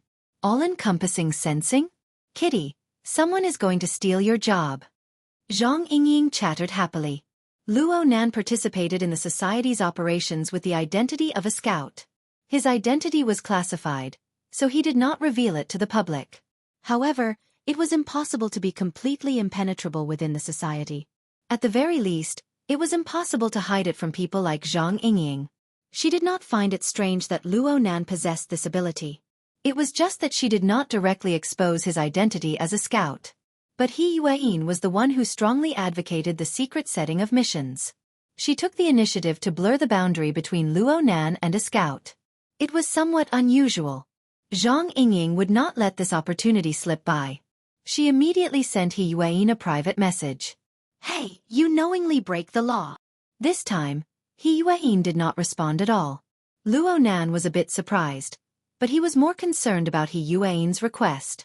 Speaking of which, ever since he met this secretary, this was the first time she had given him a mission so clearly instead of a protective restriction. It made him a bit eager. He Yueyin spoke softly. "Bamboo pole, report the situation at Frost River Reality." "Okay." Bamboo pole responded lazily. "According to the secretary's request, I'll send everyone a picture." As they spoke, a fully labeled real-time dynamic map was released in the encrypted channel. It was a remodeled map of Frost River Reality's elevation structure. It was translucent and very clear. The secretary, Yingying, and student Xue Lei have already cleaned up Frost River Reality. The military and police battle machines have already entered the scene. Most areas have been cleaned up, but there are still some areas that cannot be controlled. From the search of the surveillance system, there are still around 5 to 7 gunmen of the order. Most of them are concentrated at the junction of Area A and Area B, controlling the external passageways. At the same time, they are under the protection of bays and the other humanoid weapons. The red dot on the dynamic map is the one. Luo Nan looked very attentively. He took the initiative to ask, "How many are there like bays?" Cough. "Boss Luo, there is only one humanoid weapon like bays. If there were 2 more, you wouldn't have been able to leave the room alive." Bamboo pole had to correct Luo Nan's misconceptions. However, there are slightly inferior humanoid weapons. They are the Ablatum Knights of the Knights of Equity. Xia City only has a small team. Including bays, there are a total of 9 people. If this chapter is not finished, please turn the page. Since they were after Fairchild, they should all be here, or at least half of them. They should be near the area where Fairchild and bays were fighting. The problem is that even if these people didn't merge with the first Ablatum's power, they are still equivalent to C+ level ability users. Purely relying on the monitoring system, it is extremely difficult for us to detect their existence. In other words, you want me to find all these people. Luo Nan didn't feel that this mission was that difficult, but there was one thing he didn't understand. A C+ rank ability user. How powerful are they? Bamboo pole found a reference for him. The secretary's entry assessment is C+, which is probably the highest level of an awakened. Luo Nan drew in a breath of cold air. He had seen He Yueyin fight many times. That kind of swift and fierce rhythm made people feel that even if it was a thick steel wall, she could still cut through it with one slash. With He Yueyin's strength, there were 8 or 9 of them at once. Of course, the highest level of the association's assessment can only be C+. I personally believe that the secretary's strength should be able to reach B+. Speaking of which, Boss Luo, your entry evaluation is only E+, which is a serious underestimation. Thanks. Luo Nan expressed his thanks to Bamboo Pole, but he still couldn't figure out how to calculate the strength of a C+ rank. Perhaps the only people who were more confused than him were Xue Weiluan and a few other special police officers outside the circle. Bamboo Pole simply switched to another reference. Then let's take Yingying for example. Her strength is only at C, but her white rainbow has an attack power that can reach the C+ level. Zhang Yingying's image flashed in Luo Nan's mind, and he let out a breath. That's good. You with the surname Luo, why don't you stick your dog head out and try? Zhang Yingying's furious voice came from far away. Her snow-white long legs swayed, stomping on the water as she came over. Her imposing manner was oppressive, causing the special police officers on guard to move out of the way one after another, making a path for her. Luo Nan went, ah. Only then did he realize that his mouth had been a bit too fast. Though his impression of Zhang Yingying had always been complicated, she had given him a secret warning tonight. She had asked for pen and paper, and her attitude was extremely good. Those few words really weren't quite appropriate. Dad, are you all right? Xue Lei, who was following closely behind Zhang Yingying, was extremely excited to see his dad. He rushed forward, but in the blink of an eye, an armored fist smashed into his head. This chapter isn't finished. Please turn the page. His body immediately became shorter by half a length. Seeing his friend end up like this, Luo Nan was really worried that his head would be imitated by Zhang Yingying's white rainbow pierces the sun. He hurriedly raised his hand in apology. I'm sorry. Oh, Yingying, your white rainbow feels a lot sharper. Zhang Yingying sneered. It's too late to kiss ass now. Luo Nan spread his hands, feeling a bit helpless. The heavens took pity on him. He really was speaking the truth. When he looked over just now, he discovered that Zhang Yingying's cloud ribbons, which flowed endlessly on her body, had never been so clear and transparent since he met her. It was as if there really was a stream of flowing water winding around her body, reflecting a cold light. Because of this change, he nearly spilled the beans just now, exposing the fact that he could look directly at the white rainbow. He was able to guess that Zhang Yingying should have made a breakthrough in her abilities in the past week. That was why such an obvious change had appeared. She had just made some progress, but she was denied by a single sentence from him. Anyone would be anxious. Luckily, Xue Lei couldn't stand his father's lecture at this time. He came over with a face full of dirt and grime to take refuge, indirectly covering for Luo Nan. He came up and gave Luo Nan a heavy hug. Nanster, thank you so much. I just heard my dad say that it's all thanks to you being there. Actually, Uncle has always been taking care of me. Luo Nan's attitude was naturally different towards this friend of the same age who got along well with him. He had experienced life and death together. He patted Xue Lei's thick shoulders and sighed. Uncle was right. Leicester, you really shouldn't have charged in. How's senior sister Xiaolin? She's not from the same world. Xue Lei took 2 steps back after the hug, revealing a depressed expression. These are her exact words. Sigh. Xue Lei still wanted to say something, but he turned his head to look at the surrounding environment and the various people. In the end, he could only smile bitterly. No matter how he tried to argue, it all seemed pale and powerless in the face of ironclad proof. At this time, Bamboo Pole coughed a few times in the encrypted channel, asking for attention. Everyone, the small talk and such is enough. I haven't finished talking about the situation here. Red Fox, who was next to Bamboo Pole, came back to his senses at this time. Hey, what are you saying all this for? Do you really want to fight the secular side? Go through fire and water with Fairchild? Don't you see that there are plenty of routes to retreat from? Haven't you guys stayed long enough in that damned place? You're tuning in to the Xiaofan's Wuxia Tales YouTube channel. Don't forget to subscribe and join us on this journey to catch the most captivating stories.